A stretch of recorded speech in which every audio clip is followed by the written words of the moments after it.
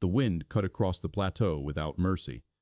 It found every gap in clothing, every exposed inch of skin. The man staggered, knees locking, boots crunching over ice and loose stone. He held the child tighter against his chest, adjusting his grip without stopping. His arms burned. His lungs felt scraped raw. He did not slow down. Ahead of him, the woman stood still. She was not dressed for this terrain. Her coat was expensive but thin. Her gloves were the wrong kind. Frost had already bitten into her fingers. She watched him approach with narrowed eyes, jaw set, posture rigid. Even out here miles from roads, power, or help, she carried authority in the way she stood. Moments earlier, she had been the one giving orders. The man reached her and bent slightly, bracing himself, breath tearing in and out of his chest. The child whimpered once and then went quiet again, face pressed into his shoulder. The man shifted the child higher, protecting the head from the wind. His hands were shaking now, not from fear, from exhaustion. The woman looked past him, surveyed the white stretch of land, the fallen helicopter behind them, the scattered supplies half buried in snow. Her private security detail was gone. Her satellite phone was dead. Her wealth meant nothing here. She finally spoke, her voice controlled but thin at the edges. She said his name, then she said the words that still hung between them like a wound. "You're fired." The man did not react. Not the way she expected. He didn't argue.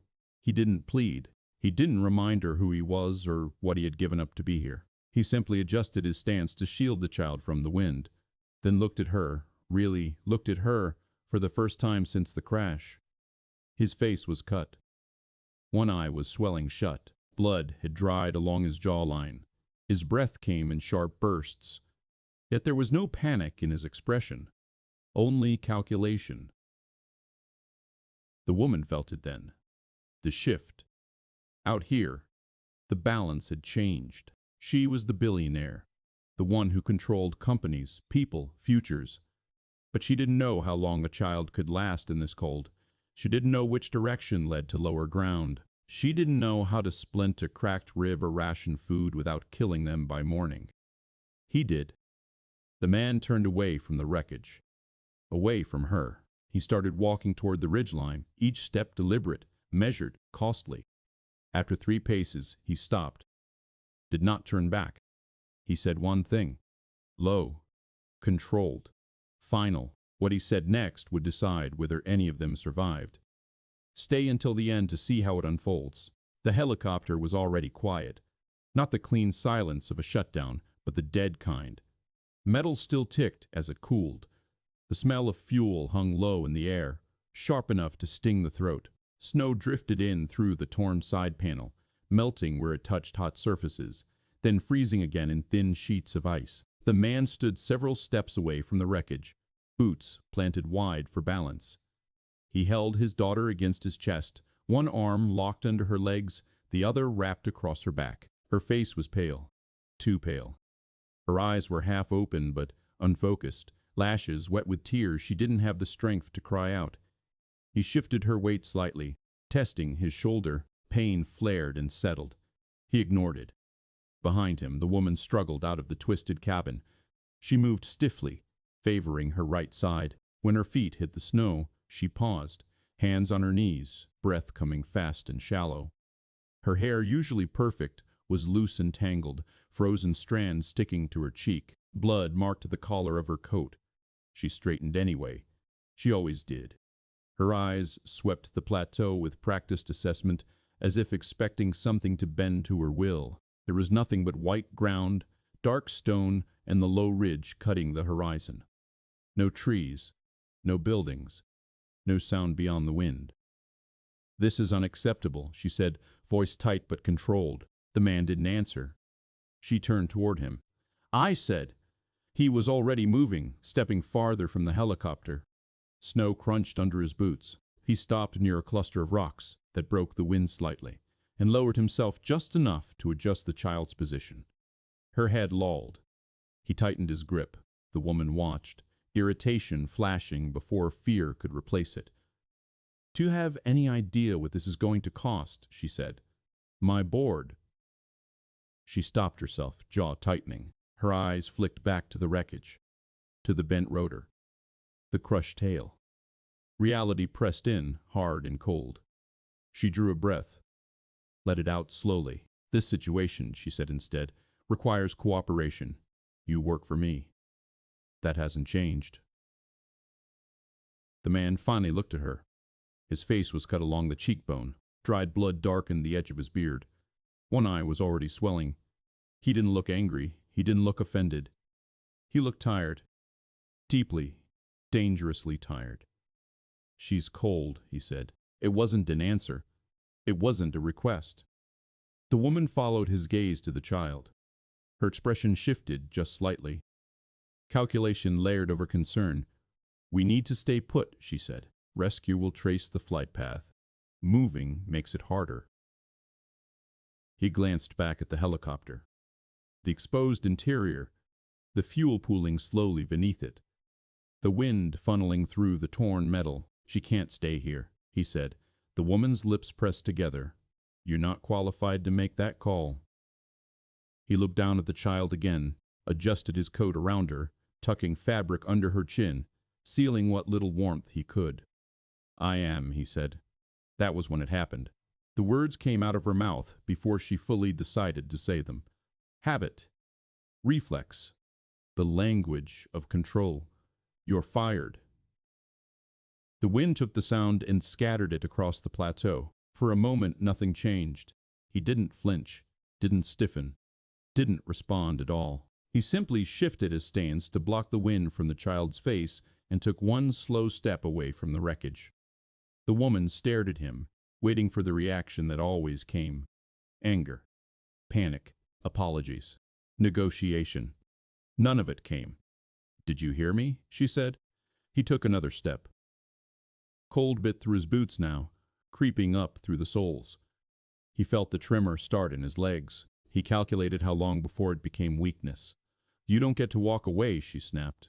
You're responsible for this. He stopped. Not because of her, because the child shifted in his arms, a small, weak sound escaping her throat. He leaned his head down, pressing his cheek briefly to her hair. His breath fogged between them. When he straightened, he didn't look at the woman. We have maybe 20 minutes before exposure becomes permanent, he said. Less for her. The woman's mouth opened, closed again. You don't know that, she said. I do. She took a step toward him, boots slipping slightly on the uneven ground. The movement cost her more than she expected. Pain flashed across her ribs. She masked it, but he noticed the hitch in her breath. You're overstepping, she said. You answer to me. He finally turned his head. Out here, without walls or titles, her words sounded thin. No, he said. Out here, I answer to her. He nodded once toward the child. The wind picked up, cutting sharper now. The sky had begun to dull, light flattening into the early warning signs of worsening weather. He glanced at it, then back to the ridge. He didn't ask permission. He started walking. Each step was careful, measured, chosen. After several paces, he stopped. Not far enough that she couldn't reach him. Far enough that the choice was clear. He didn't look back. Behind him, the woman stood alone beside the wreckage. The helicopter loomed, useless. Her authority echoed in her ears, suddenly hollow. The cold crept in through her gloves. For the first time, she understood that following him was not obedience. It was survival. The woman hesitated one breath too long. The wind filled the space where her certainty used to be. It pressed against her back, slipped through the seams of her coat, numbed her fingers despite the gloves. She looked once more at the helicopter. The shape of it promised safety only if help came fast. She had built her life on contingencies. This one felt thin. She followed. Her steps were uneven at first. The snow hid dips in the ground, loose rock under ice. Each misstep sent a sharp reminder through her ribs. She kept her face still. He did not turn around to check. He assumed she would either manage or fall behind. They reached the rocks he had chosen. It wasn't shelter in any comforting sense, just a break in the wind, enough to cut its force. He lowered himself carefully and eased the child down against his chest without letting her touch the ground. He shrugged off his outer layer and wrapped it around her, then used his own body to block what wind remained. The woman stood there, breathing hard. "What now?" she asked. He looked at her hands, already stiff. He took in the way she was holding herself, how she avoided twisting her torso. "Sit," he said. It was the first directive he gave her. She bristled.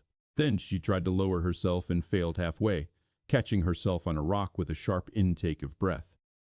The sound betrayed her more than words. He shifted, keeping the child secure with one arm, and reached out with the other, not to help her up, but to steady her descent. She sat. The cold seeped into her immediately. She adjusted, uncomfortable, then stopped moving altogether when she realized motion was costing her more heat than it gained. He worked without comment. From the remains of a supply bag he pulled a thermal blanket. Thin, crinkled. Not enough. He layered it anyway, sealing edges, pressing it close to the child's body. He checked her hands. Pale, slow response. He rubbed them gently, rhythm steady, not frantic. The woman watched. "How bad is it?" she asked. He didn't answer right away. He was listening, counting breaths, watching the child's chest rise and fall. "She's in shock," he said finally. "Mild, for now. Cold makes it worse." "And you?" the woman asked. He glanced at his arm. Blood had soaked through the sleeve beneath the coat. He tightened a strip of fabric around it, using his teeth to pull it snug. "I'll manage." She recognized the lie for what it was. Not denial. Allocation. She swallowed. "We should inventory supplies." He nodded once. "Already did." That landed harder than she expected. He listed them quietly. What survived the crash? What didn't? Food enough for maybe a day, if rationed. Water bottles half frozen. One emergency flare. No working comms. No guarantee anyone knew where they were. She absorbed it in silence. "If we stay near the wreckage," she said, testing the words. "Rescue. We'll find metal," he said. "If they come, she won't last that long." The woman looked down at her boots. Snow crusted along the seams. She flexed her toes and felt almost nothing. "Moving risks getting lost," she said. "Staying guarantees it," he replied. The wind shifted again. Harder now. The sky darkened another shade. Time was compressing around them. He stood slowly, muscles protesting. He adjusted the child, checked her face once more. He glanced at the ridge line again, then at the angle of the land beyond it. "There's lower ground that way," he said. "Less wind, maybe cover." "Maybe," she echoed. He met her eyes. There was no challenge in his expression, no demand for agreement, just fact. "I'm going," he said, "with or without you." She pushed herself up, pain flaring sharp enough to blur her vision for a second. She steadied herself against the rock, then straightened. "You don't get to decide that alone," she said, voice tight. He waited. Let the wind answer for him. She looked past him, toward the empty stretch ahead, toward uncertainty without illusion. Then she stepped forward. "I'm not asking," he said quietly. "I'm telling you where I'm headed." She fell into step behind him, breath shallow, stride careful. For the first time in her life, following someone meant giving up the ability to stop. The descent toward the ridge cost them more than the climb had. The ground dropped unevenly, hidden beneath wind-packed snow and stone. The man tested each step before committing his weight, angling his body so the child stayed upright, her head tucked beneath his chin. His thighs burned. His lower back throbbed with a steady, dull warning. He adjusted his pace without announcing it. Behind him, the woman struggled to keep up. She slipped once, catching herself before she went down fully. The movement sent a sharp flash through her ribs. She stopped, hand pressed to her side, breath stalling halfway in. He stopped too, not immediately. A second passed. Then he turned, just enough to look. "Can you keep moving?" he asked. It wasn't concern. It wasn't accusation. It was assessment. She straightened, jaw set. Yes. He watched her take 2 more steps, saw the way her posture tightened to compensate. He nodded once and turned forward again. They moved slower after that. The wind eased slightly as they crossed the ridge, just as he'd predicted. On the other side, the land dipped into a shallow basin scattered with broken stone and a few low outcroppings. Not shelter, but less exposed. He angled toward the largest formation and lowered himself carefully when they reached it. His knees nearly gave. He locked them, forced control, then knelt and eased the child down onto his thigh without letting her touch the ground. Her breathing had changed. Faster, shallower. He felt it immediately. He checked her lips. Still pink, but fading. He rubbed her arms again, more firmly this time, then pressed his forehead briefly to hers, grounding himself before the next decision. The woman crouched nearby, careful not to move too quickly. She watched his hands. The efficiency. The way he wasted nothing. "She's getting worse," she said. "Yes. What do you need?" The question surprised both of them. He didn't look up. "You need to stay awake," he said. "If you sit still too long, you'll shut down." She shifted, uncomfortable. "And you?" "I don't matter right now." She studied him, really studied him, and saw the cracks he wasn't acknowledging.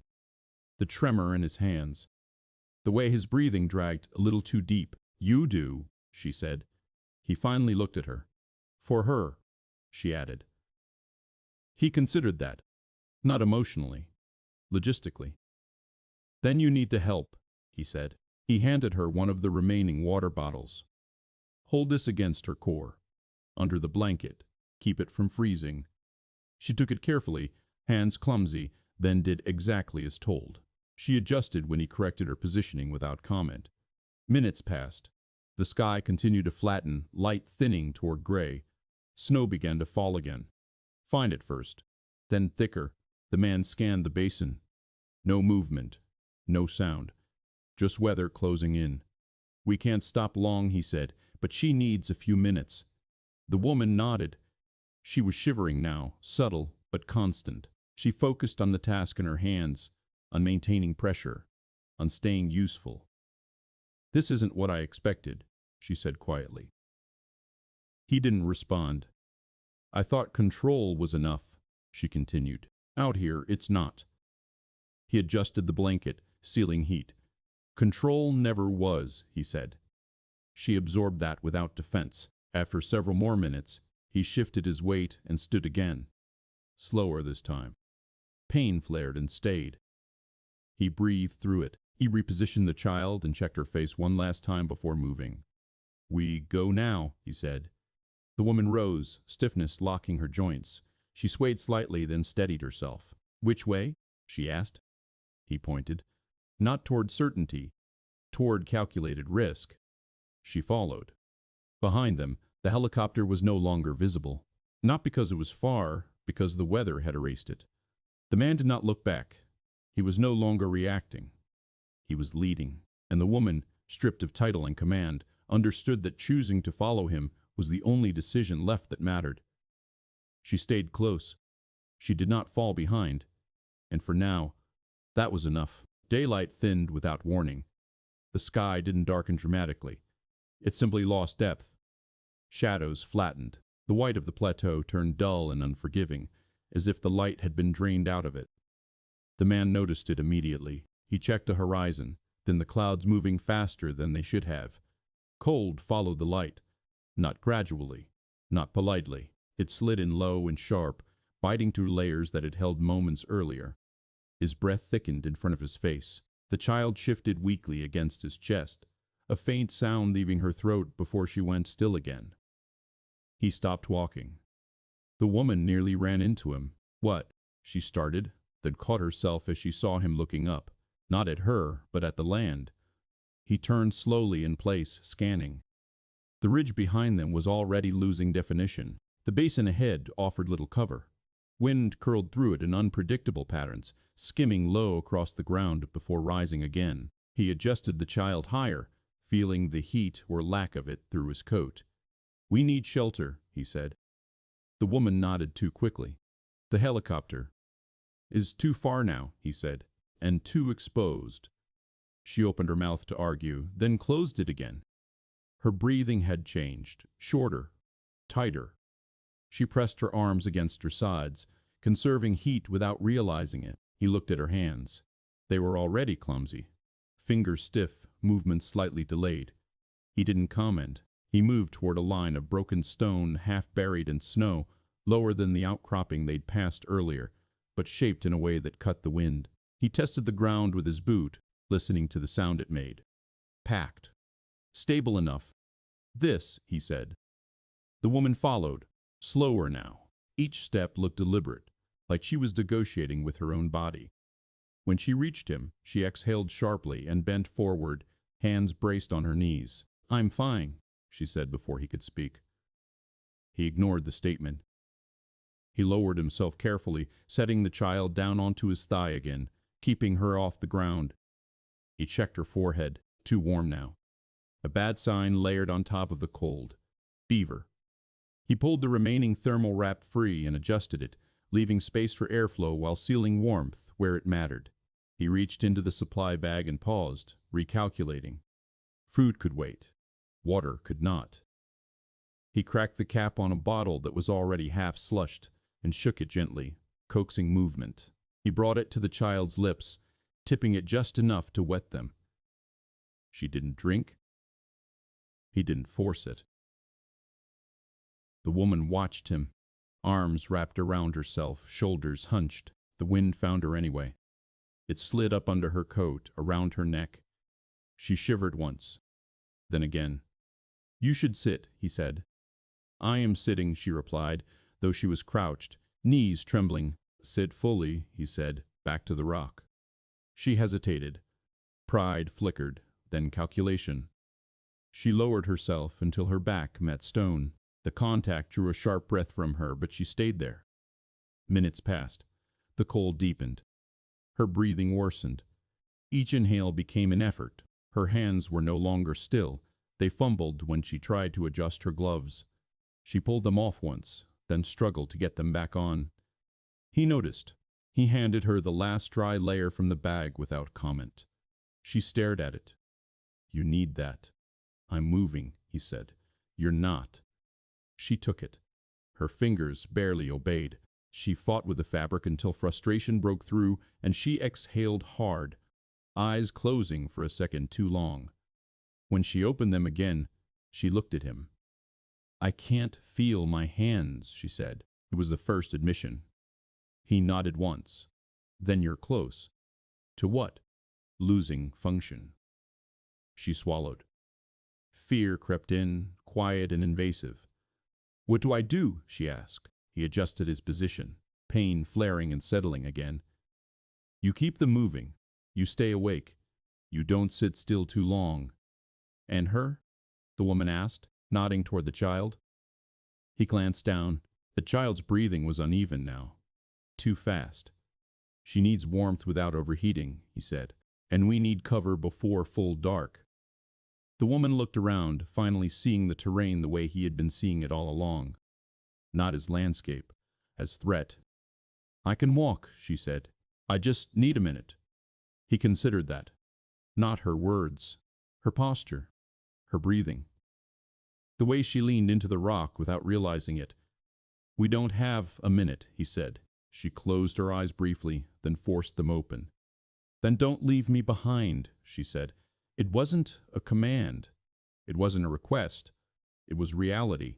He shifted his stance, tightening his grip on the child, and scanned the basin again. "I won't," he said. "But you have to keep up." She nodded, slow and deliberate. As the last of the daylight drained away, neither of them spoke again. They were past hierarchy now. They were past argument. They were counting minutes. Darkness settled without ceremony. It wasn't night yet, not fully, but the kind of in-between that erased detail and made distance meaningless. The basin blurred into uneven gray. The falling snow thickened, flakes dry and sharp, driven sideways by the wind. The man moved first. He shifted the child against his chest and took a careful step forward, angling toward the far edge of the basin where the rock formations clustered tighter together. He didn't look back to see if the woman followed. He listened instead. The sound of her boots mattered more than her presence in his peripheral vision. They were there, slower, uneven. But there, her breathing scraped the air behind him. Each step came with a shallow inhale, a controlled exhale. She was rationing oxygen without knowing she was doing it. He stopped near a narrow gap between two slabs of stone. The space was low and irregular, barely enough for them to crouch inside, but the wind lost its teeth there. Snow gathered less aggressively. The ground was uneven but dry. "This is it," he said. The woman looked at the opening, then at him. "That's barely shelter." "It's enough to slow heat loss," he replied. She nodded and lowered herself carefully, wincing as she twisted sideways to fit. The movement drew another sharp breath from her. She leaned back against the stone, eyes closed for a second before she caught herself and opened them again. He crouched opposite her, keeping the child between them, her small body insulated by his coat and the remaining wrap. He checked her forehead again. Still warm. Too warm. Fever meant dehydration. Dehydration meant risk. He reached for the water bottle again and hesitated. He handed it to the woman instead. "Hold this," he said, against her side. "Keep it there." She took it, clumsy but careful, and did exactly as instructed. Her hands shook now. Not violently. Constantly. Minutes passed. The cold pressed inward, patient and relentless. The woman's breathing grew noisier, each inhale audible in the confined space. She tried to control it and failed. Her shoulders rose higher with every breath. "You need to slow that," he said. "I am," she replied, too quickly. He didn't argue. He shifted position instead, angling his body to block what little wind still slipped through the gap. The effort sent a jolt through his injured arm. His jaw tightened. He didn't react beyond that. The woman watched him notice the pain and dismiss it. "How long can we stay here?" she asked. "Not long," he said. "We'll lose heat if we stop moving too much." "But moving." She broke off, another breath catching. "Moving hurts." "Yes." She stared at the ground between them, then up at the child, her lips pressed together. She didn't look at him when she spoke again. "I don't know how to do this," she said. He considered the statement, then nodded once. "You don't need to know how. You need to do what I say." She flinched at that. Not from offense, from truth. Her hands slipped on the bottle. He reached out and corrected her grip without comment, his fingers brushing hers. She startled at the contact. Her skin was colder than it should have been. "You're losing dexterity," he said. "I know," she replied. "I can feel it. That means you're still ahead of it." She swallowed. "And when I can't?" He met her eyes. "Then you tell me." Silence followed. Outside the narrow shelter, the wind rose again, snow hissing across stone. Night pressed closer, flattening what little color remained in the sky. The woman's head tipped back against the rock, her eyes closed. He noticed immediately. "Stay awake," he said. "I am awake," she replied, eyes still shut. "Open them." She did. The effort showed. "I don't like this," she said quietly. "No one does," he replied. She let out a breath that almost sounded like a laugh, then stopped herself. Her hands tightened reflexively around the bottle, knuckles whitening. "I built everything on control," she said, "on being the one who decides." He adjusted the child's position again, keeping her warm without smothering her. "That doesn't work here." "I know," she said. "That's the problem." Her breathing faltered again. She pressed a hand briefly to her chest, then forced it away. "I need help," she said. The words landed heavily between them. He nodded once. No relief. No judgment. "Good," he said. "That means we can manage it." He shifted closer, reducing the space between them, sharing what warmth he could without compromising the child. He gave her a simple task, counting breaths, moving her fingers in sequence, maintaining pressure with the bottle. She followed instructions. Not perfectly, but steadily. Time stretched. By the time full dark arrived, the woman was no longer pretending she could do this alone. She stayed alert because he reminded her. She moved because he told her to. She held the bottle because it mattered. And the man, watching both of them, understood something just as clearly. If she failed, he would lose more than authority. He would lose capacity, and that was not an option. Night closed fully around them. The temperature dropped another notch, sharp enough that even breathing hurt. Each inhale burned the back of the man's throat. He adjusted his position again, easing the child closer to his core, then shifting his own weight to keep blood moving through his legs. He didn't let himself rest. The woman tried to stay still and failed. Her body shook now, the shivering deeper, harder to control. She clenched her jaw to keep her teeth from chattering. It didn't fully work. How long until morning? She asked. Hours, he said. Too many to count. She nodded once, absorbing it. Her eyes tracked the small movements of his hands, the careful way he adjusted the wrap around the child without exposing her to the air. She's warm, the woman said. Yes. Too warm. Possibly. He checked again, slower this time. The child's skin was flushed, her breathing uneven. He weighed options that all carried risk. We need to cool her slightly without dropping her core temperature, he said, which means monitoring constantly. The woman swallowed. Tell me what to do. He gave her simple, precise instructions. Shift the bottle when he told her. Watch the child's chest. Alert him if breathing changed. Keep her own hands moving between tasks. She followed. Minutes blurred into longer stretches. The wind battered the stones outside, sound echoing and distorting in the narrow space. Snow built up at the edges of the opening, slowly sealing them in. The man cleared it when it threatened to block airflow, hands stiff and aching as he worked. The woman watched him do it, then forced herself to take over when his movements slowed. You're freezing your hands, she said. He looked at them, flexed his fingers. The delay was noticeable. Your turn, he said. She leaned forward, pain flaring through her ribs, and scraped snow away with clumsy motions. It hurt. She didn't stop. When she finished, she slumped back against the rock, breath ragged. I can't feel my left hand, she said. He took it without asking. Her glove came off. He rubbed her fingers briskly, not gentle, restoring circulation. The contact was practical, necessary. Pain means it's coming back, he said. She hissed as sensation returned, sharp and unpleasant. Tears welled briefly, then froze at the corners of her eyes. She wiped them away angrily. I hate this, she said. He nodded. Good.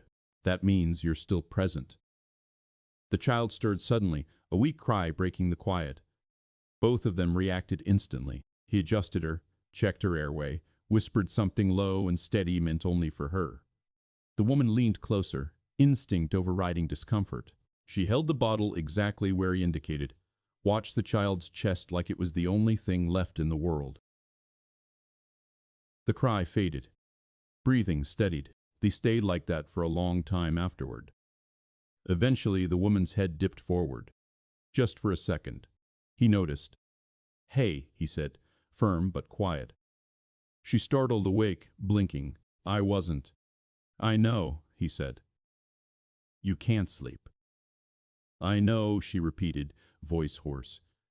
She shifted, wincing, then steadied herself again. The fight was visible now. Not for control, for function. Sometime later, she spoke again, barely above the wind. If I can't keep up tomorrow, he didn't let her finish. You will, he said, because I need you to, not reassurance, not kindness. Truth. She nodded, accepting it. By the time the long night began to thin toward something that might eventually resemble morning, the woman no longer thought of herself as the one in charge. She thought of herself as necessary, and the man, still awake, still counting breaths, understood that survival had finally replaced pride on both sides. He didn't say it. He didn't need to. They endured. Morning did not bring relief. It arrived thin and colorless, light bleeding slowly into the sky without warmth. The wind had eased, but the cold had settled deeper, lodged into muscle and bone. The man opened his eyes before he realized he'd closed them. His body was locked in place. Joints stiff, pain sharp enough to steal his breath when he tried to move. The child was still against his chest, That fact came first. Everything else followed. He shifted carefully, testing sensation. His legs protested immediately. His left arm burned, numbness crawling up from his fingers. He flexed them once. Too slow. He flexed again, harder. Pain answered. That was something. He looked down. Her face was flushed, lips dry, breathing shallow and uneven. "Hey," he murmured, low. Not to wake her, just to anchor her. The woman stirred opposite him, a small sound escaping her before she fully woke. She opened her eyes and blinked, disoriented. Her breath fogged thickly in front of her face. For a moment, she didn't move. Then she tried to shift and gasped, hand flying to her side. She froze there, waiting for the pain to recede enough to breathe again. "How is she?" she asked, voice rough. He didn't answer immediately. He checked the child's hands. Pale. He pressed gently, watched color return too slowly. He felt her forehead again. Still warm. Too warm. "She's worse," he said. The words landed heavily in the small space between stone and cold air. The woman swallowed and pushed herself upright, inch by inch, jaw tight. "What do we do?" He looked at the sky, at the snow that had drifted higher overnight, sealing off easy movement, at the basin that offered no more than it had yesterday. "We move," he said. "Now." She nodded without argument. Standing was a process. He braced himself against the rock, shifting weight carefully before committing. His legs shook when he straightened. The tremor didn't fade. He adjusted his stance until it steadied enough to function. Carrying the child was no longer a choice. It was the axis everything turned on. He lifted her higher, redistributing weight, then immediately felt the cost. His lower back flared hot and sharp. His breath shortened. He paused, counting silently until it settled. The woman watched him more closely now, not with impatience, with concern edged by fear. "You're hurt," she said. "Yes? How bad?" "Bad enough." She nodded, absorbing that without comment. They moved out of the shelter slowly. The cold struck immediately, biting exposed skin, stealing breath. The woman hissed through her teeth, but kept going. She stumbled once and caught herself losing time, losing energy. He didn't say anything. He adjusted pace instead. Within minutes, her hands were useless again. She tried to tighten the strap on the supply bag and failed twice. On the third attempt, the strap slipped free and the bag dropped into the snow. Supplies spilled. The man stopped. She froze, staring down at the mess. Food packets half buried. The last dry cloth already dampening. She dropped to her knees to gather it, movements frantic and inefficient. "Stop," he said. She didn't. "Stop," he repeated, sharper now. She hesitated, then looked up at him. Her face flushed, not from cold this time. "I'm fixing it," she said. "You're wasting heat," he replied. "Stand up." She did, slowly, awkwardly. He knelt instead, pain flaring through his leg, and gathered what he could with one hand. Snow soaked through his glove. He ignored it. It took longer than it should have. When he stood again, breath ragged, he saw it clearly now. The delay. The cost. One mistake multiplied. "I'm sorry," she said quietly. He shook his head once. "Don't rush. Watch." She did. As they moved again, she stayed closer. She adjusted when he did. When he stopped to rest, she didn't speak. She scanned the ground, the wind, the child's face. She handed him water without being asked. Too much at first. He corrected her. She nodded and adjusted. Scarcity sharpened everything. By mid-morning, dehydration crept in. Their mouths were dry. The child whimpered weakly, sound barely audible. The man's steps shortened. He leaned forward more with each one, posture slowly collapsing under the weight he refused to put down. The woman saw it. "You need to switch arms," she said. He tried. His arm failed him halfway through the shift. Pain spiked hard enough to steal vision for a second. He caught the child again just in time, breath tearing out of him. They stood there, both shaking. "Let me help," she said. He hesitated, then nodded. She moved in close, following his instructions precisely. Her hands slipped once. He corrected her grip. They adjusted together until the weight redistributed just enough to continue. Her eyes stayed on the child's face. "She depends on you," the woman said, voice barely steady. "Yes," he replied. The quiet terror settled in then. Not loud, not dramatic, just the understanding that every step mattered, and that competence, real earned competence, was the only thing left that could keep them alive. They moved slower after that, not because they chose to, but because the man's body made the decision for them. His stride shortened, favoring one leg, shoulders drawn forward to counterbalance the child's weight. Every few minutes he stopped without announcing it, standing still just long enough to breathe without shaking. The woman learned to recognize those pauses before he spoke. She stopped asking how long they'd rest. She stopped suggesting routes. Instead, she watched his hands, the way his fingers curled and uncurled when pain surged. She watched the child's chest rise and fall, counting when he forgot to. The terrain flattened briefly, then rose again into a shallow incline scattered with ice-slick stone. He tested each step before committing. On the third step up, his boot slid. He caught himself hard. The movement wrenched a sound out of him before he could stop it. Sharp, short. The child startled, a weak cry escaping her throat. They froze. He adjusted immediately, murmuring low, steady sounds meant to calm her. The cry faded, but the effort left him breathing hard, head bowed for a moment too long. The woman stepped closer. "You can't afford to fall," she said. "I know." She looked around, scanning for options the way he did now. "Then let me take the bag." He shook his head. "It'll throw off your balance." "I'll manage." He looked at her. Really looked. The stiffness in her posture. The way she favored one side. The determination layered over fear. "You won't," he said. "Not long enough." She flinched but didn't argue. Instead, she watched how he shifted the bag slightly to reduce swing, how he tightened the strap just enough to keep it close to his center of gravity. She copied the movement on her own coat without thinking. The incline cost them more time. At the top, the man stopped again, breathing through clenched teeth. The woman handed him water. He shook his head once, then reconsidered. "One sip," he said. She tilted the bottle carefully. Too much at first. He coughed, water spilling down his chin, freezing instantly against his skin. She cursed under her breath. "Wiped it away too late. Sorry," she said. He nodded, already adjusting. "Less." She nodded back, watched, learned. When he finished, she took a sip herself. The cold water shocked her system, tightening her throat. She swallowed anyway. The child stirred again, restless now, small movements that signaled discomfort rather than awareness. The man checked her hands again. Worse. He pressed gently, waited. "Frostbite?" the woman asked. "Risk," he said. "Not yet." "How do you know?"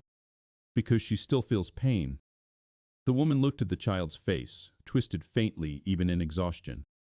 She nodded, jaw tight. They moved on. Hours blurred together. Hunger crept in, dull and insistent. They rationed without discussing it. Half a packet between them. The child couldn't eat. That fact sat heavy, shaping every decision. At one point, the woman tripped over a hidden rock and went down hard onto one knee. The sound of impact echoed too loudly in the quiet. She gasped, breath knocked from her lungs. He turned immediately, heart spiking. She waved him off before he could move closer. "Don't," she said. "Stay where you are." She pushed herself upright slowly, face pale, jaw clenched. When she stood fully, she swayed and caught herself against a stone. "That cost us time," she said. "Yes," he replied. She looked at him, waiting for judgment. It didn't come. "Get steady," he said. "Then we go." She did. From that moment on, she stopped trying to lead anything. She mirrored him instead, pace, posture, pauses. When he scanned the horizon, she did too. When he adjusted his grip on the child, she repositioned herself to support from the side if needed. Competence replaced authority piece by piece. Near midday, the man's steps faltered again. He stopped and leaned forward, breath ragged. Sweat had formed at his hairline despite the cold, a dangerous sign. "You're overheating," the woman said. "Yes." "And freezing," she added. "Yes." He straightened with effort. "We keep moving." She hesitated, then said, "You don't get to collapse." He looked at her. "You said I was necessary," she continued. "So are you." He considered that, then nodded once. "Then help me keep going." She stepped closer, positioning herself just behind his right shoulder, ready to catch or steady if needed. She didn't touch him unless necessary. She understood now how much every contact cost. The child shifted again, the faint sound escaping her lips. The woman's eyes filled not with tears, but with something colder. Fear sharpened into focus. She leaned closer to the child and whispered, not encouragement, not comfort, just presence. They kept moving. Endurance replaced hope, and every step forward felt borrowed. By the time the light began to tilt toward afternoon, the man was no longer hiding the strain. His movements had lost their smoothness. Each step was negotiated. His jaw stayed clenched, breath forced through his nose in controlled bursts. When he stopped now, it was longer. When he started again, it took effort visible in the set of his shoulders. The child lay heavy against him. Not just weight, responsibility. Heat, fragility, she whimpered again, a thin sound that barely carried. Her head rolled slightly against his chest. He tightened his hold instinctively, then paused, correcting himself before panic wasted energy. He checked her face. Dry lips, flushed skin. Her breathing was faster now, shallow and uneven. "She's dehydrated," the woman said. "Yes." "And the fever?" "Yes." There was nothing else to add. He eased the child down just enough to free one hand and offered her another careful sip of water. Most of it ran over her lips. She swallowed only a little. It wasn't enough. It was all they had. He closed the bottle and handed it to the woman without looking. "Count it," he said. "Every sip." She nodded and tucked it away like something breakable. They moved again. The land ahead offered no clear promise, just more white, more stone, more exposure. The man chose routes that minimized incline, even when they added distance. Every decision now bent around the same truth. He could not afford another major strain. He stumbled once. Not a fall. A misstep. Enough. The woman reacted instantly, stepping in, shoulder braced against his side, hands coming up to steady both him and the child. The contact was awkward, inefficient, but it worked. They froze like that for a moment, breath mingling in the cold air. "I've got you," she said. He didn't answer right away. He waited until his balance returned. "Not like that," he said. "Angle lower. Push from the hip." She adjusted, following his instruction precisely. It worked better. They separated and moved on. The mistake had cost them time. It had also cost him strength he would not get back. By late afternoon, his pace slowed to a near crawl. His vision blurred at the edges when he stood too quickly. He recognized the signs and ignored none of them, just accepted what they meant. The woman saw it all. "We need to stop," she said. He shook his head. "If we stop too long, she won't warm back up." "And if you collapse?" He met her eyes. "Then you'll have to help me stand." The weight of that settled heavily between them. She didn't argue. They found a slight dip in the terrain, marginally protected from wind. He lowered himself carefully, easing the child down without letting go completely. His arms trembled as he did it. He leaned forward, breath tearing in and out of him now, no longer controlled. The woman knelt beside him, movements careful, deliberate. "What do you need?" she asked. "Time," he said, "and function." She nodded and took over monitoring the child exactly as he had taught her. She adjusted the wrap, checked breathing, pressed warmth where it mattered. Her movements were still clumsy but less so. Each action had intention now. Minutes passed. The man forced himself upright again, swaying slightly before he steadied. His face had gone gray beneath the cuts and bruises. Sweat cooled instantly on his skin, a dangerous chill creeping in. You can't keep doing this alone, the woman said quietly. I'm not, he replied. You're here. The words were simple. The meaning wasn't. As they moved again, she stayed close enough to catch him if needed. Close enough to share the load when his grip weakened. She didn't issue instructions. She didn't question his choices. She watched, learned, and acted when necessary. Authority had bled out somewhere along the way. What remained was competence measured in minutes, calories, and breath. As the day wore on, the quiet terror deepened, not loud, not dramatic. Just the knowledge that the child depended entirely on a man whose body was failing one limit at a time, and that if he failed completely, there would be no authority left to replace him. Only consequences. They kept moving anyway. The chapter ended not with relief, but with continuation pain carried forward. Decisions narrowing, survival demanding more than either of them had planned to give. And neither of them looked away. The woman stopped walking before he did. The man noticed because the sound of her boots disappeared. He took 2 more steps before turning. The child was heavy against his chest now in a way that had nothing to do with weight. Her breathing was shallow again, faster than it should have been. He adjusted his grip automatically, muscle memory doing what his mind didn't have room to consider. What is it? He asked. The woman stood a few paces back. One hand braced on her thigh, the other pointing past his shoulder toward the eastern rise.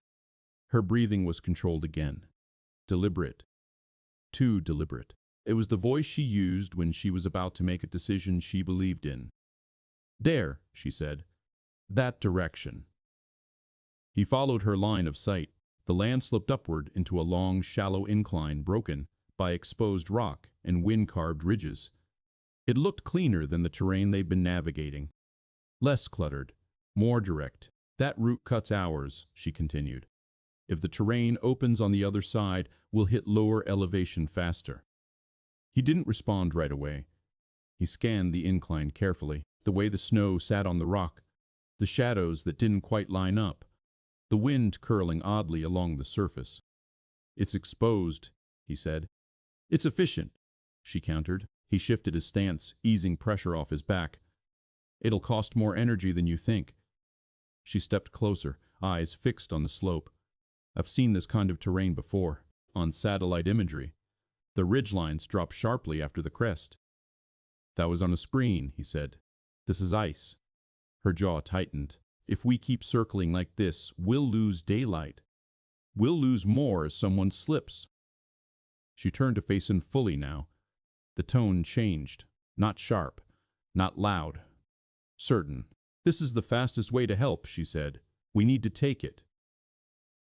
He looked at her for a long moment. There was no anger in his expression, no challenge, just assessment.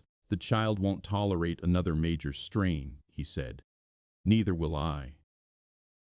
She hesitated, then said, We don't have better options. That wasn't true, but it was close enough to sound convincing. He glanced down at the child again. Her face was flushed, lips cracked.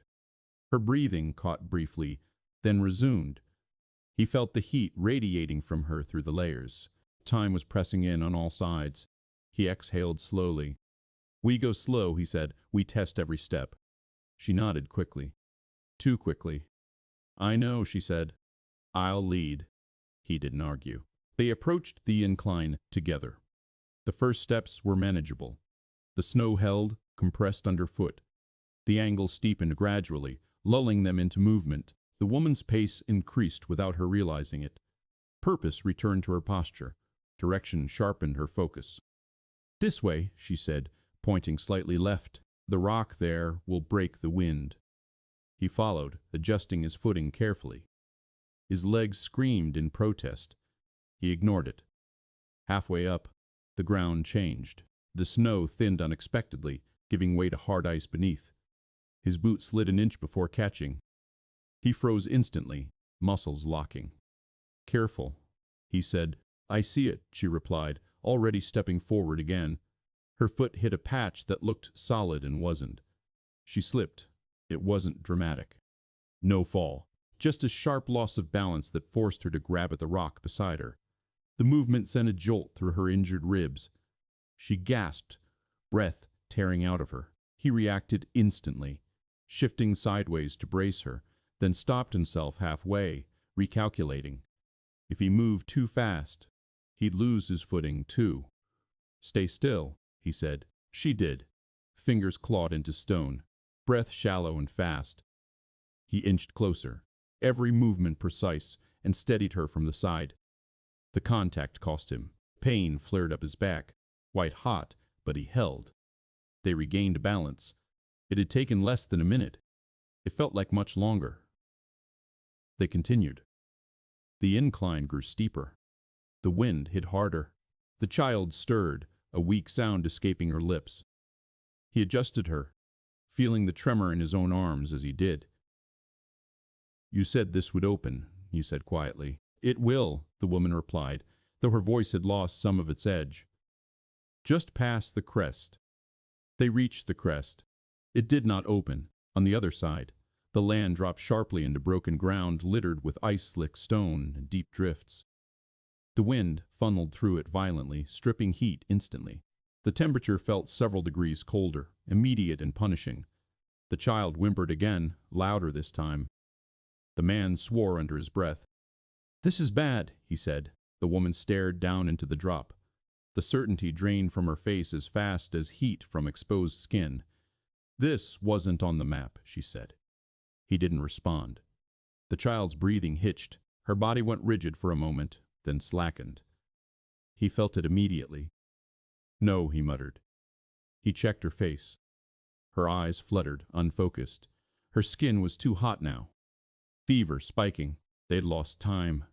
They'd lost energy. And they had lost ground they could not afford. The woman's hands shook as she looked at him. "What do we do?" she asked. For the first time, it wasn't strategy. It was fear.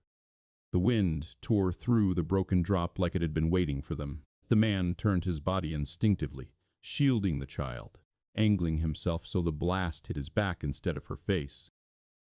The effort drove pain through his spine, sharp enough to make his vision dim. He steadied, breathing through it, then stepped back from the edge. "We don't go down there," he said. The woman didn't argue. She couldn't take her eyes off the child. Her hands hovered uselessly near her chest, fingers flexing and unflexing, searching for something to do. The confidence that had carried her up the incline had evaporated, leaving behind naked calculation and fear. "She's burning up," the woman said. "Yes. She wasn't like that before." "No." The word landed heavier than accusation. The man shifted his stance again, testing his legs. The climb had taken more than it had given. His thighs trembled when he tried to step backward. He forced them to obey. "We have to get out of the wind," he said. "Now." He turned away from the drop and moved laterally along the ridge, searching for anything that broke the airflow. The woman followed, slower now, each step careful, eyes no longer scanning for routes but watching his back, the child's head, the ground beneath her boots. They found a shallow cut in the rock, a narrow crease just wide enough to crouch into. Not shelter, but less exposure. He lowered himself carefully, every movement deliberate. The child stirred again, a thin cry scraping out of her throat before fading into weak whimpers. He adjusted the wrap, then checked her airway, his hand shaking now despite his control. "She's not regulating," he said. The woman knelt beside him, movements stiff but precise. "What does that mean?" "It means the fever's winning." Her throat worked. "Then we cool her." "Yes," he said, carefully. She nodded quickly. Too quickly again. She reached for the water bottle. "Wait," he said. She froze. "Not like that," he continued. "Too fast will shock her." She pulled her hand back, chastened, watching him instead. He loosened the wrap slightly, exposing just enough skin to release heat while keeping her core insulated. He pressed his palm gently against the child's chest, monitoring breath and temperature at the same time. The woman leaned in closer. "Tell me when," she said. He nodded once. Seconds stretched. The child's breathing wavered, then steadied slightly. He watched carefully, waiting for the right moment. "Now," he said. The woman tilted the bottle, barely a trickle this time, wetting the child's lips and forehead. Most of it evaporated almost instantly in the cold air. It wasn't enough, but it was something. They stayed there longer than they should have. The wind clawed at them relentlessly. The woman's teeth began to chatter despite her efforts. She pressed her lips together hard, jaw aching. "This is my fault," she said suddenly. He didn't look at her. "That doesn't help." "I know," she replied. "But it's true." He adjusted the child again, hands slower now, less steady. Truth doesn't change physics. The woman swallowed and nodded. She shifted closer without asking, angling her body to help block the wind. Her shoulder brushed his arm. Neither of them commented. Minutes passed. The child's breathing stabilized enough to move again, but only just. He forced himself upright, muscles screaming in protest. The woman stood too, slower, favoring her side more openly now. "We backtrack," he said. She didn't argue. She didn't suggest alternatives. She didn't point. She asked, quietly, "How?" He looked at the incline they'd climbed. The ice patches. The exposure. "We go slower," he said. "And you watch my footing." She nodded. "Tell me what to look for." It was the first question of its kind. They started back along the ridge. Every step down cost more than the step up had. Gravity pulled at them, threatening to turn caution into momentum. The woman stayed close, eyes on his boots, calling out when ice flashed beneath thin snow. "Left," she said once. "That patch is slick." He adjusted. It saved him a slip. Another step. Another pause. The child whimpered again, softer this time, like the sound itself took effort. The man felt it like a blow to the chest. He leaned forward slightly, pressing his forehead briefly to her hair before straightening again. They reached the safer section and stopped, both breathing hard. The woman looked at him now differently. Not as an employee, not even as a guide. As a limit. She understood, finally, that her certainty had nearly killed them, and that every answer she'd trusted before meant nothing out here. "Tell me where to go," she said. Not a demand, a plea. They descended in silence. Not the kind born of tension, but the kind shaped by concentration. Every sound mattered now. The scrape of a boot, the crunch of snow, the child's breathing. The man moved as if each step were its own problem, solved one at a time. His legs shook openly now. He no longer bothered to hide it. The woman stayed half a step behind him, eyes locked on his feet, scanning for the faint changes in texture that signaled ice beneath snow. When she saw it, she spoke. Brief, precise. "Right side, safer." He adjusted. Wind cut ahead. He shifted again.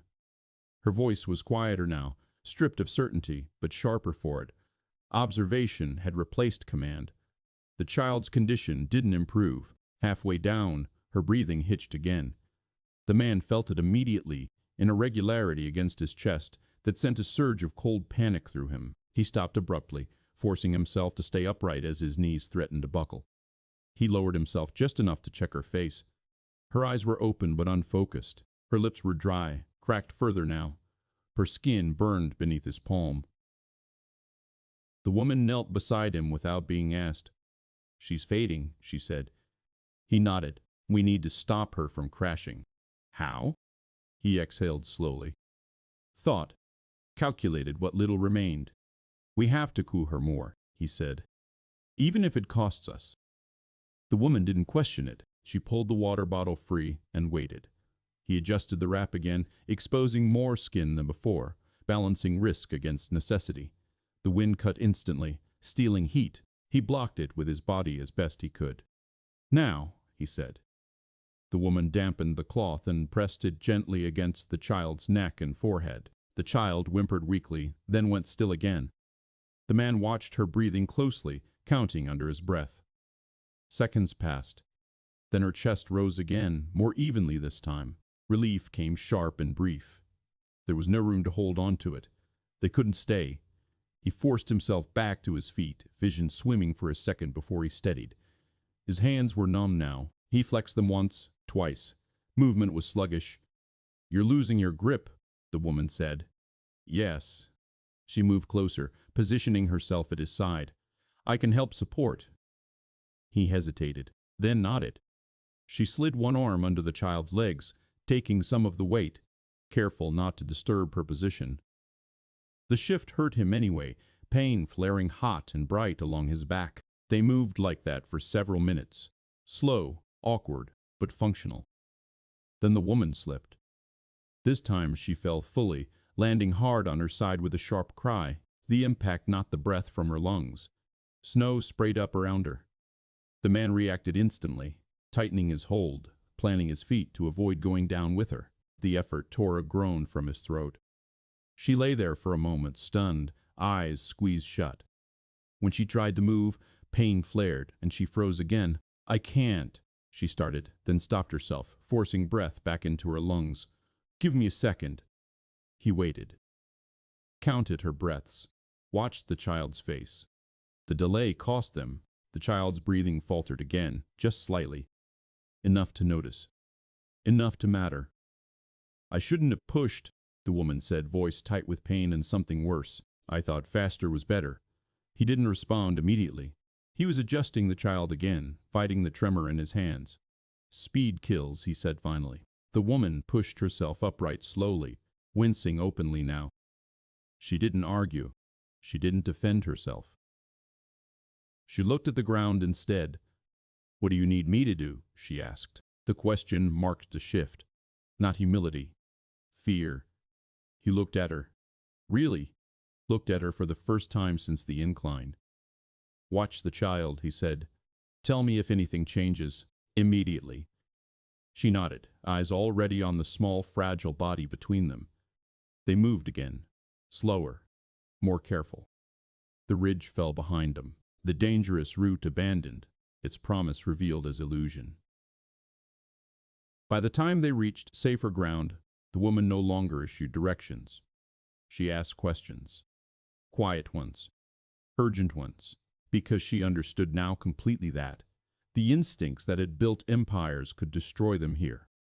And competence, earned in pain and consequence, was the only authority left that mattered. They continued forward, chastened and diminished, carrying the cost of her certainty with every step. And the child's shallow breathing set the pace for all of it. The accident happened without drama. No warning. No sound beyond the wrong kind of crunch. The woman's foot went through a thin crust of snow that hid uneven rock beneath. Her weight shifted before she could correct it. Her injured side took the impact first. She hit the ground hard. The sound she made was short and involuntary, ripped out of her before she could stop it.